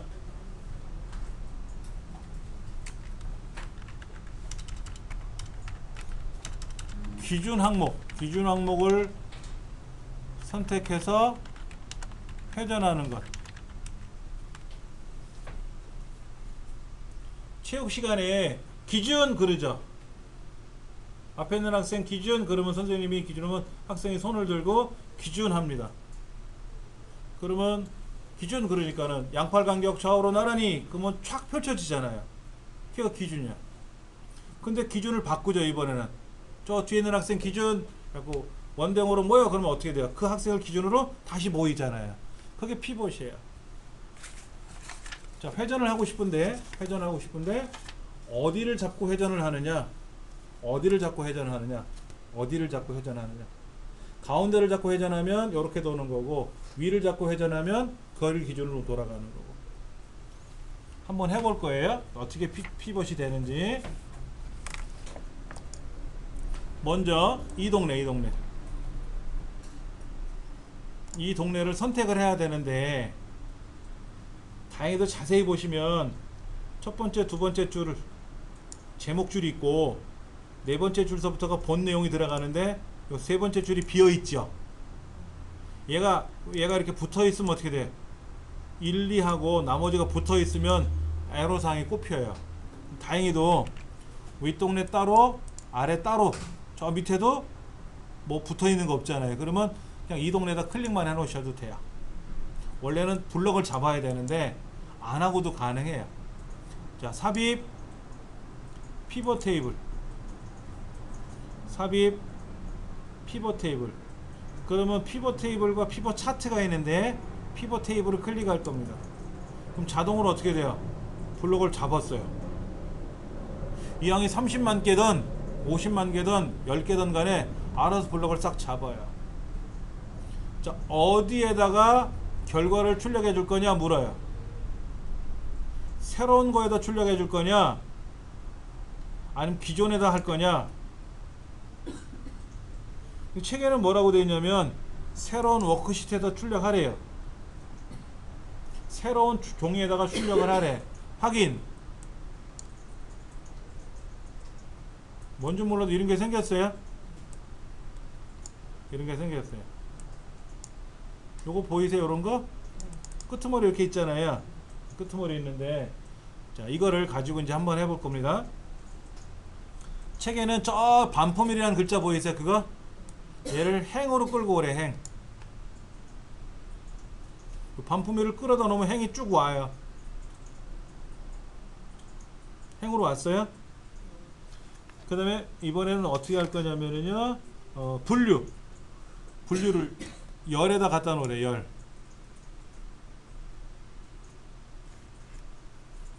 갖다 놓으셨어요?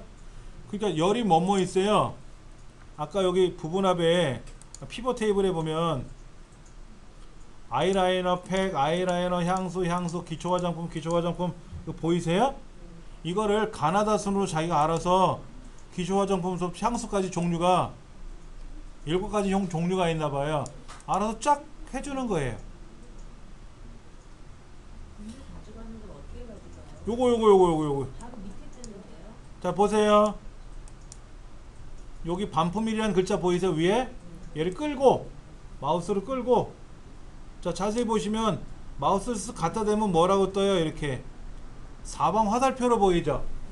마우스 포인터가 사방 화살표로 되어 있다라는 거는 끌고 갈 수 있다라는 뜻이에요. 그게 용어가. 그 모양 뜻이 그런 거예요. 그럼 얘를 마우스로 끌고 행 레이블로 끌고 가요. 왜 행으로 끌고 갔냐는 나중 설명드릴 테고. 그 다음에 제품 코드? 뭐라고? 분류는 열 레이블로 끌고 가면 돼요. 열은 옆으로 가는 거예요. 옆으로. 칸. 행은 줄이에요. 줄.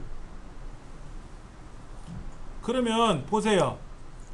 2013년 1월 10일 날 기초 화장품 반품된 게 있는지 없는지 모르겠지만 있으면 나올 테고 없으면 안 나오겠고, 2013년 1월 10일 날 마스카라 반품된 게 있으면 나올 거고 없으면 안 나올 거고. 뭐가? 금액을 끌어다 놓자. 금액을 여기다가 금액을 끌어다 놓자 이거지. 하셨어요? 이렇게 끌어다 놓으셨어요?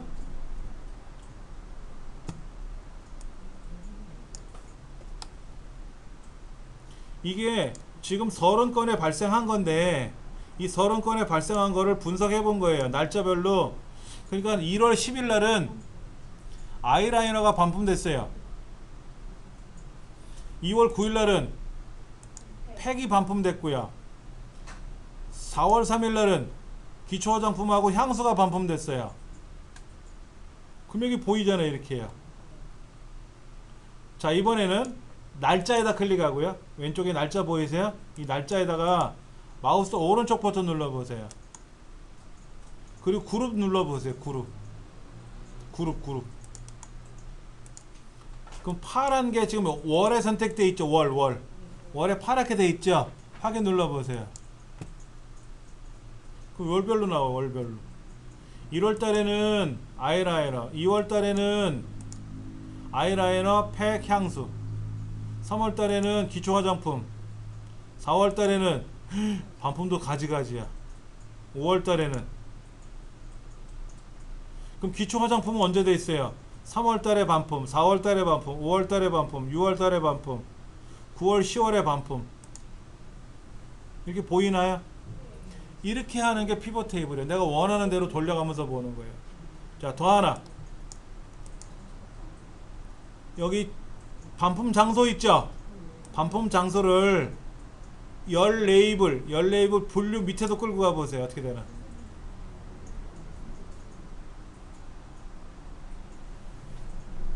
반품 장소를 분류 밑에서 끌고 내려갔어요.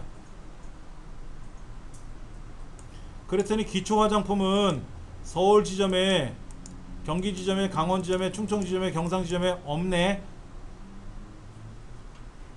기초 화장품은 없어요. 그렇죠. 자, 여기 보세요. 분류를 반품 장소 밑으로 끌고 내려가 보세요. 순서를 바꿔 보세요. 어떻게 되나?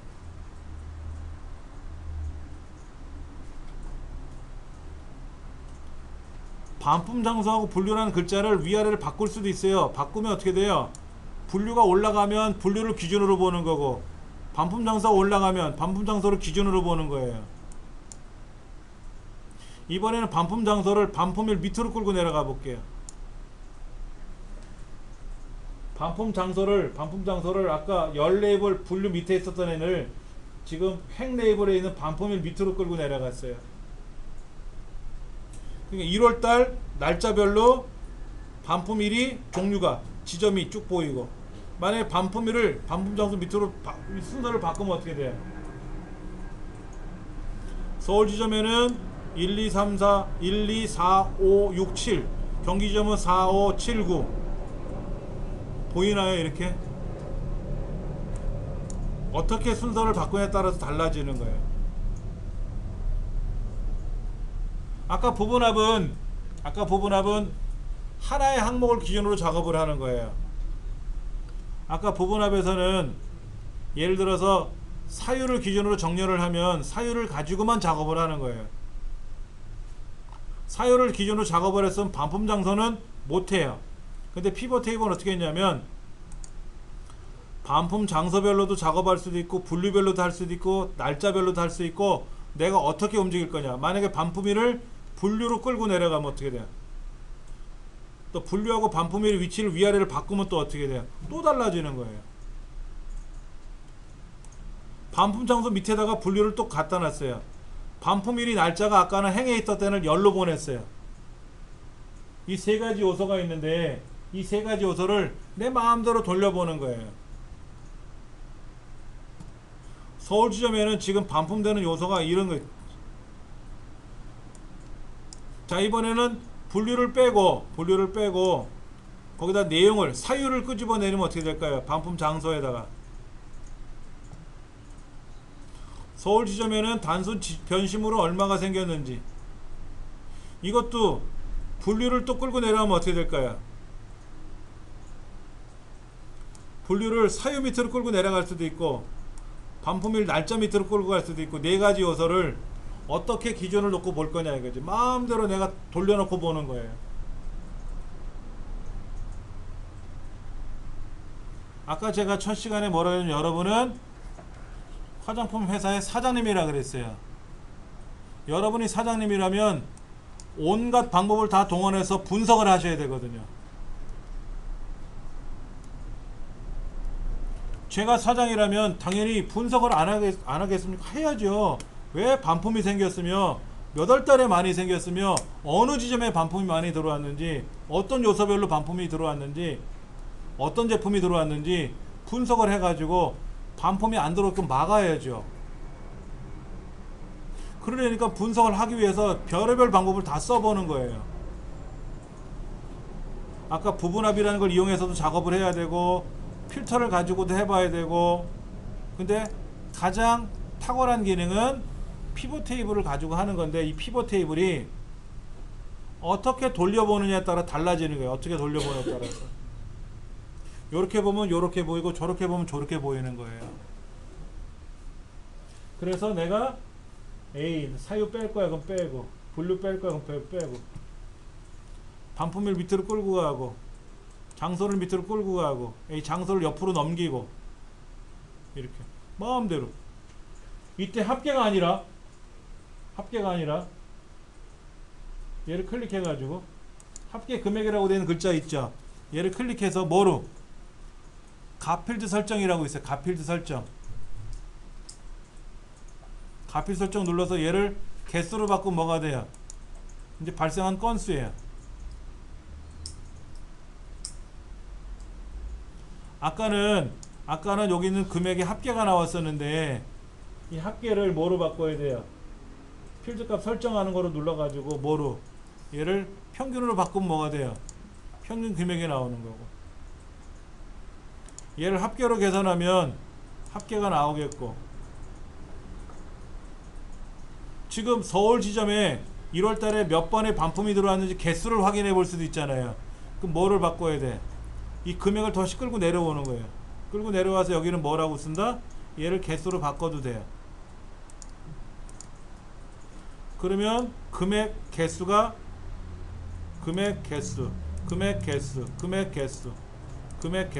이렇게 볼 수도 있고, 에이 난 금액은 합계는 뺄 거야, 그냥 개수만 볼 거야, 그러면 얘를 빼도 되는 거죠. 얘를 뭐로? 개수로만 바꿔치기 하면 뭐가 돼요?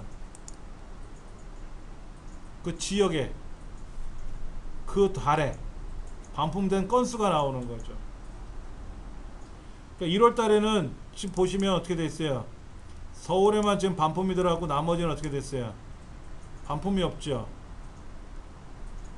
12월은 어때요? 12월은 제주도만 들어왔네. 12월은 제주도만 들어왔어요. 5월 달은 어때요? 5월 달에는 5월달, 4월달 이때는 지금 뭐 4건, 5건 5월달이 많이 들어왔네. 왜 그래? 날씨 좋고 놀러 가려고 화장품을 샀는데 보니까 어떻게 돼? 화장품에 문제가 생기니까는 반품했다는 거 아닙니까? 한겨울에는 제주도는 따뜻하니까 화장하고 나가는데, 경기 강원도는 화장하고 나갈 일이 없지, 추운데. 그래서 1월달에는 서울이 생겼고 나머지 지점은 1월달에는 없어. 12월달에는 또 제주도는 있고 나머지 지역은 없어. 그러니까 대충 윤곽을 잡아볼 수는 있는 거라. 근데 대부분 다 다른 달에도 반품이 생겨요. 다른 달에 다 반품이 생깁니다. 그러니까 월에 따라서 반품이 발생하는 것도 분석해 볼 수 있다라는 거고, 하여튼 이래저래 여러분이 분석을 해봐야죠. 자, 아까 부분합에서 우리 어떻게 했어요? 부분합에서 아까 개수를 구하든지 금액의 합계를 구하든지, 금액의 합계를 계산할 수도 있잖아요. 금액의 개수를 구할 수도 있잖아요. 이게 필드라고, 항목이라고 하죠. 항목, 반품 장소 항목, 금액 항목이잖아요. 항목을 영어로 필드라 그래. 값이 들어있는 필드라 그러거든요. 그냥 부분합에서는 항목에 따라서 합계를 계산할지 개수를 계산할지 평균을 계산할지 바꿔봐야 되지 않습니까? 피벗 테이블에서는 그 말을 뭐라고 부르냐면은 금액이라는 항목이 있는데, 이거에 대해서 필드값 값을 개수로 구할 건지 평균으로 구할 건지 최대값을 구할 건지 바꿔야 볼 거 아닙니까? 이렇게 바꿔야 보일 거 아니에요. 금액이 얼마인지 개수가 얼마인지. 그래서 필드값을 설정하는 거예요. 값필드를. 근데 지금 이 피벗 테이블에 들어있는 금액이 보시면 어떤 건 6,500원, 어떤 거는 뭐 비싸봤자 얼마 15만원이네. 근데 그런 건 있어요. 어떤 거는 1,500원짜리, 어떤 거는 100만원짜리 이런 것도 있을 거 아닙니까? 근데 반품된 요소를 자세히 보니까는 100만원짜리, 200만원짜리가 반품이 많아, 이럴 수도 있잖아요. 그러니까 처음에는 샀는데 부담이 되는 거야. 그러니까 에이 나 안 쓸래 하고 반품할 이런 것도 있을 거 아닙니까? 그리고 뭐라 그래요? 에이 상품이 마음에 안 들어. 하자가 있어. 이렇게 얘기할 수도 있단 말이야. 단순 변심인데도 불구하고 그런 것도 우리가 분석을 해봐야 되고. 그런데 예를 들어서 가격이 뭐 5,000원에서 10,000원 사이에 있단 말이야. 그러면 그게 비싸서 안 쓰는 건 아닐 거란 말이야. 그렇죠? 그때는 이유, 사유를 잘 봐야 되는 거죠. 사유를 잘 봐야지. 예. 저도 그런 종 여러분도 많이 있으실 거예요. 물건을 샀는데 아 이건 너무 안 좋아. 제가 등산화를 샀는데요. 등산화가 고무신 같아. 너무 약한 거야. 팔바닥이 아파. 돌멩이를 밟았는데 팔바닥이 아파. 바닥이 너무 얇아서. 그거 신고 등산 갔다가는 발에 진짜 발병 날 것 같아. 그거는 너무 아닌 것 같아. 그런데 그 제품 설명서에 보니까 제품을 홍보하는 내용에 자세히 보니까는 기존의 등산 제품 등산화보다는 다소 얇을 수 있음 이렇게 써 있더라고. 죽일 놈들이. 다소가 아니야. 다소가 아니야. 어쩐지 싸더라 그랬어. 등산화 좋은 거 비싸잖아요. 근데 너무 싼 거야. 고무신 멘치로. 근데 진짜 고무신 같이 만들어놨어요. 그냥 집에서 허드렛일 할 때 신어. 그렇게 나온 거 있어요. 그래서 싼 거 사면 안 되겠다. 근데 어떤 거는 싼 거 사는데 되게 마음에 드는 거 많잖아요. 그런 것도 있어. 그냥 신어보고 사야 되는데 온라인으로 사니까 이런 일이 생기는 거지. 자, 먹어보고 발라보고 신어보고 입어보고 사면 반품 없잖아요. 마음에 들었으니까 산 건데. 그러면 이제 사장님이랑 뭐도 생각해 봐야 돼. 빨간 옷을 샀는데 유리끼리한 옷이 왔어. 근데 밑에 홍보물에 뭐라고 써있는지 아세요? 사용자의 모니터의 특성상 색깔이 다소 달리 보일 수 있습니다. 달리 보이는 거 아니잖아. 빨간 거하고 유리끼리한 거하고. 제가 며칠 전에 시계를 주문했어요. 시계. 우리 애 주려고. 근데 요즘 추세가 뭔지 아세요? 시계가 밝은 시계가 아니라 어두운 시계예요. 근데 안 보여. 숫자가 전자시계인데 잘 안 보여. 그래서 전화를 걸었더니 요즘 이게 추세예요 그러는 거야. 근데 화면에 나타난 거는 되게 밝게 보였거든요.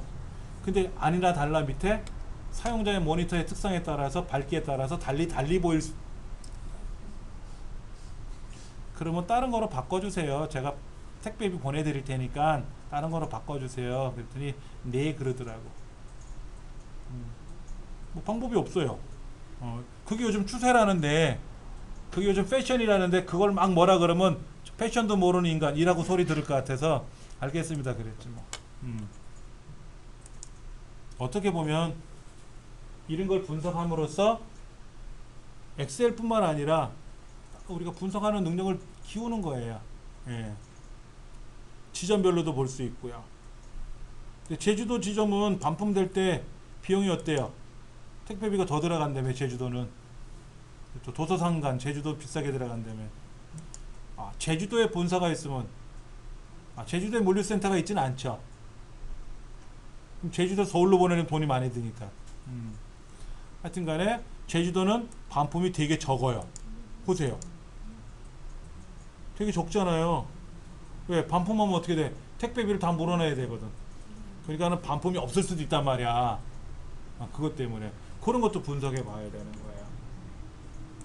거예요. 피벗 테이블 재밌어요. 그런데요, 또 한 가지 중요한 거, 여기 아이라이너 6,500원짜리를 제가 이렇게 바꿔 볼게요. 6,500만원이라고 썼어요. 그럼 여기 바뀌어 있나요? 보세요. 안 바뀌어 있죠? 얘는 하나가 6,500만원인데 여기는 합계가 93만원 밖에 안 돼 있거든. 그러면 이 6,500만원이 이 피벗 테이블에 반영이 됐다 안 됐다? 여기 분명히 서울 거잖아. 서울 거죠. 그러면 서울 여기 어딘가에 안 바뀌었잖아요. 안 바뀌어요. 피벗 테이블에 있는 데이터를 아무리 바꿔도 피벗 테이블 결과에는 안 바뀝니다. 그럴 때는 반드시 여기서 피벗 테이블에 가서 세로 고침을 눌러야만이 바뀌어요. 피벗 테이블 도구에 가면 세로 고침이라는 항목이 있잖아요. 얘를 눌러야만이 그때 비로소 바뀌어요. 그러면 다시 6,500원으로 바꿔놓잖아요. 바꿨잖아요. 그렇죠? 그럼 어떻게 됐다? 아직 안 바뀌었죠. 뭐 눌러야 된다? 세로 고침 눌러야만이 바뀐다. 피벗 테이블 입장에서는, 엑셀 입장에서는 피벗 테이블이 무서워. 왜? 얘를 막 끌어다 놓으면, 이렇게 끌어다 놓으면 막 알아서 막 값이 막 일로 갔다 절로 갔다 바쁘잖아요. 얼마나 정신없냐고, 엑셀 입장에서는. 근데 금액을 바꾸면 바뀔 때마다 값이 막 돌아다니면 어떻게 돼? 평균도 바꿔야 되고 합계도 바꿔야 되고. 엑셀은 죽어나는 거거든요. 그래서 사용자가 아무리 건드려도 절대로 안 고쳐져요. 세로 고침을 눌러야만이 고쳐진다 하는 거. 그것만 기억하시면 돼요. 피벗 테이블에서는. 그리고 이 피벗 테이블을 가지고 그래프도 만들 수도 있어요. 그래프도 만들 수 있고요. 얘도 보시면 여기 디자인이라고 있어요. 디자인. 피벗 테이블 저 상단에 옵션 디자인이라고 있잖아요.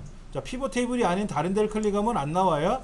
피벗 테이블 안에를 클릭해야 피벗 테이블 메뉴가 뜨는 거고, 이때 이런 메뉴를 클릭하면 어떻게 돼? 이런 걸 클릭하면 이거 보세요. 이런 거 알아서 모형새가 예쁘게 나와요. 여기에서 얘도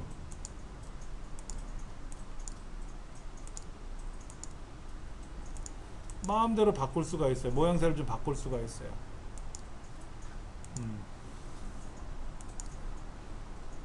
얘도 이렇게 블록 잡아서요. 쉼표 스타일 눌러주면 어떻게 돼? 쉼표 스타일 눌러주면 뭐가 돼요? 천 단위마다 구분기호가 찍히죠?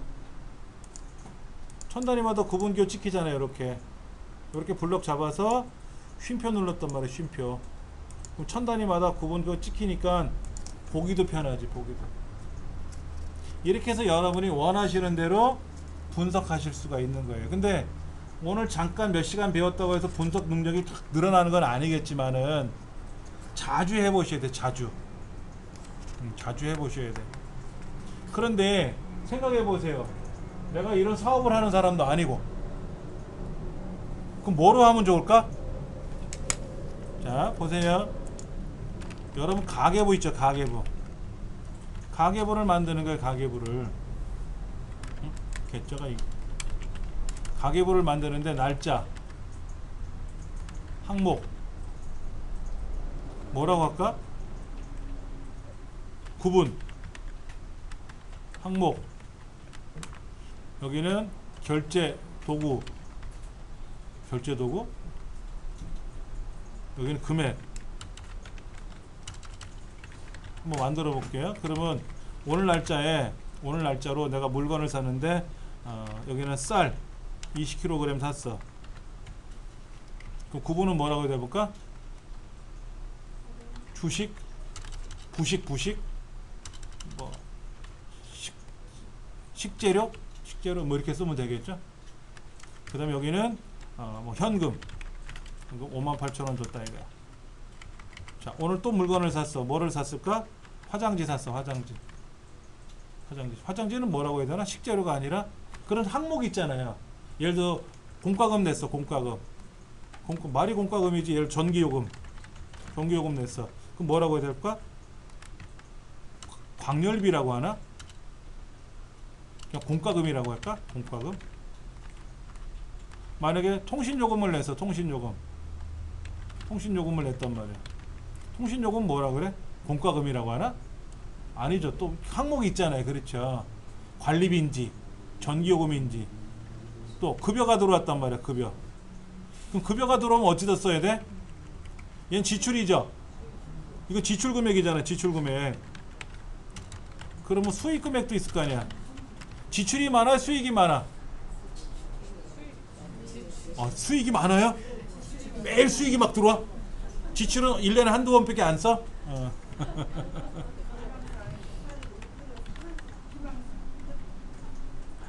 지출은 허건나라잖아. 수익은 한 달에 한 번씩 월급 들어오잖아요. 그렇죠. 제가 아는 어떤 분은 저기 서울 외곽에다가 아파트를 큰 거를 장만해 놓고 이제 나이가 더 들면 거기서 노후를 지내려고 장만을 했대요.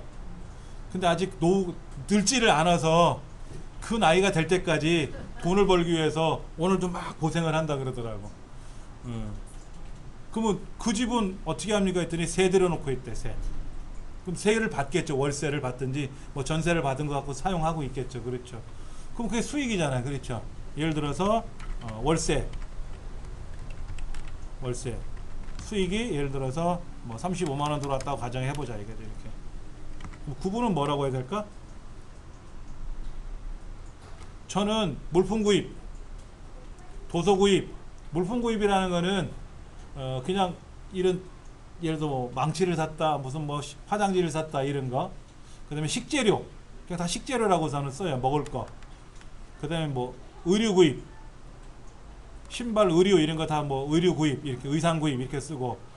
그다음에 뭐 교육비, 그다음에 뭐 통신비, 교통요금, 택시비를 내서도 교통요금, 교통비 이렇게 해갖고 구분을 만들어 놨어요. 그 이유가 뭘까요? 피벗 테이블로 분석하려고. 그러면 쌀도 쌀 20kg 산 적도 있고 쌀 10kg 산 적도 있고 쌀 5kg 산 적도 있죠. 근데 보세요. 쌀을 이렇게 산 거하고 이렇게 산 거하고 어떨까요? 얘는 쌀 붙여서 20kg, 얘는 쌀 떨어뜨려서 20kg잖아. 그럼 다음에 분석할 때 따로따로 분석돼요. 그럼 화장지 30롤, 쌀 20kg 떨어뜨리는 게 좋아요. 쌀 20kg 붙인 거하고 쌀 떨어뜨려서 20kg하고 다른 항목으로 인식한단 말이에요. 엑셀에서는. 이런 것도 여러분이 하시다 보면 요령이 생겨요. 그러면 항목별로 일일이 다 분석하려면 너무 어렵죠. 그럼 빗자루 산 거, 뭐 바가지 산 거, 그럼 신발도 종류가 있잖아. 실내화 산 거, 운동화 산 거, 운동화도 런닝화인지 등산화인지 조깅화인지 조깅화, 런닝화. 하여튼 다 그렇게 너무 분석하기 어려우면 그냥 신발 가로 열고 뭐 운동화, 신발 가로 열고 등산화 뭐 이런 식으로 쓰면 되겠죠. 그래놓고 구분은 의상 구입, 의류 구입 이런 거로 넘기면 되겠죠. 그러면 이런 거를 가지고 날짜별로 아까 하던 대로 이렇게 월별로 구분을 그룹을 질 수 있잖아. 이걸 분기별로 할 수 있어요. 분기별로도 가능해요.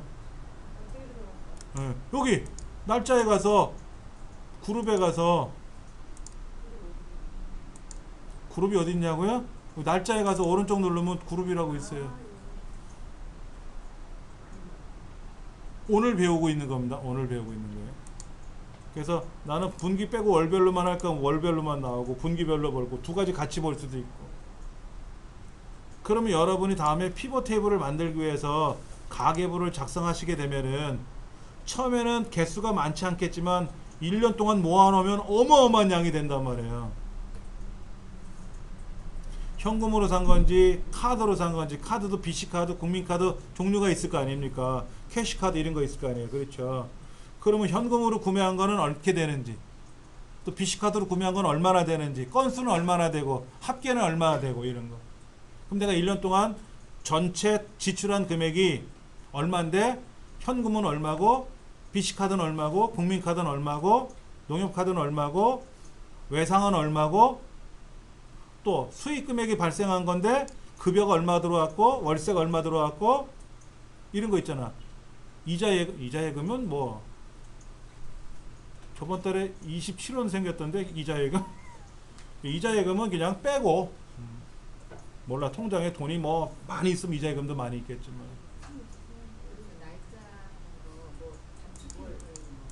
이거요? 날짜는 그냥 2016년 11월 18일 쓰시면 돼. 이렇게. 컨트롤 세미콜론. 컨트롤하고 엔터 왼쪽에 있는 호따옴표 왼쪽에 세미콜론 있잖아요. 세미콜론. 요렇게 생긴 거. 물음표 위에 있는 거. P자 아래. 세미콜론. 컨트롤 세미콜론은 지금 날짜만 나오는 거예요. 지금 날짜만. 어제 날짜나 내일 날짜는 안 나와요. 그러니까 어제 날짜나 내일 날짜는 직접 내가 키보드로 써야 되고, 오늘 날짜는 그렇게 콩 누르면 나오지 이렇게. 그리고 빈칸 두면 안 된다 그랬죠?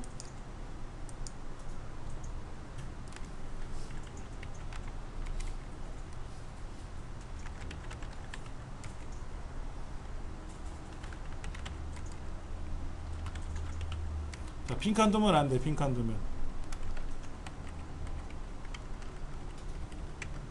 자, 현금인지 뭐 국민카드인지 현금인지 뭐 BC카드인지, 이거는 월세, 이거는 뭐 통장으로 들어와도 현금이겠죠? 월세가 카드로 들어오나? 아니죠? 내가 사업자 등록이 없으면 카드 결제 못 받잖아요. 그렇죠? 이런 식으로 해서 금액도 다, 결제 도구도 다 비워이 두면 안 돼. 수익이야 어차피. 지출인지 수익인지만 분석하면 되는 거니까.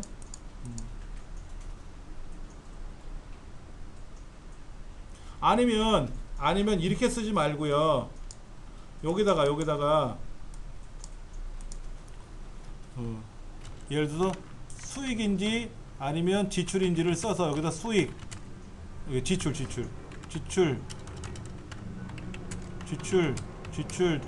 수익, 이렇게 지출 여기다 놓고 나서 금액 얘를 이렇게 쓰셔도 상관없겠죠. 이건 빼고. 이해되시겠어요? 이렇게 따로 놓을 건지 아니면 얘를 빼고 여기다가 따로 구분해서 쓸 건지. 따로 구분해서 쓰는 게 나을 것 같은데, 이렇게 쓰는 것보다는 이걸 빼고 이게 훨 나을 것 같아.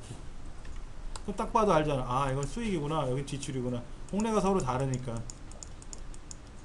그렇게 해서 날짜별로 쭉 쓰시면 돼요. 쓰시다 보면 요령이 생기기 시작을 해요. 여러분, 가계부 만드는 거 굉장히 어려워요. 근데 가계부는 지금부터 쓰기 시작하면 되는 거예요.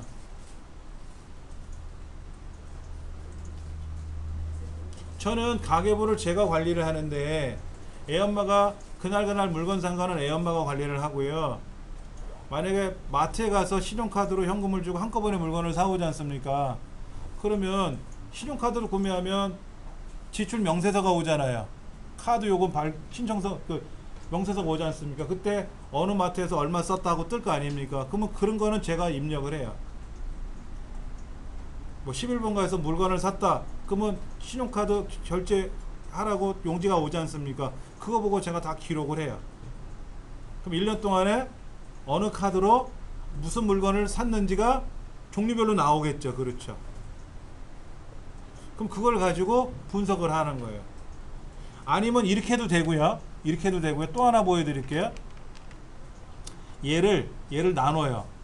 저는 어떻게 나눠놨냐면, 수익은 빼고, 수익은 뭐 없다고 치고, 예를 들어서 현금, PC, 여기 국민, 이렇게 써요. 이렇게. 그래서 현금으로 산 거는 여기다 쓰고, BC 카드로 쓴 거는 여기다 쓰고,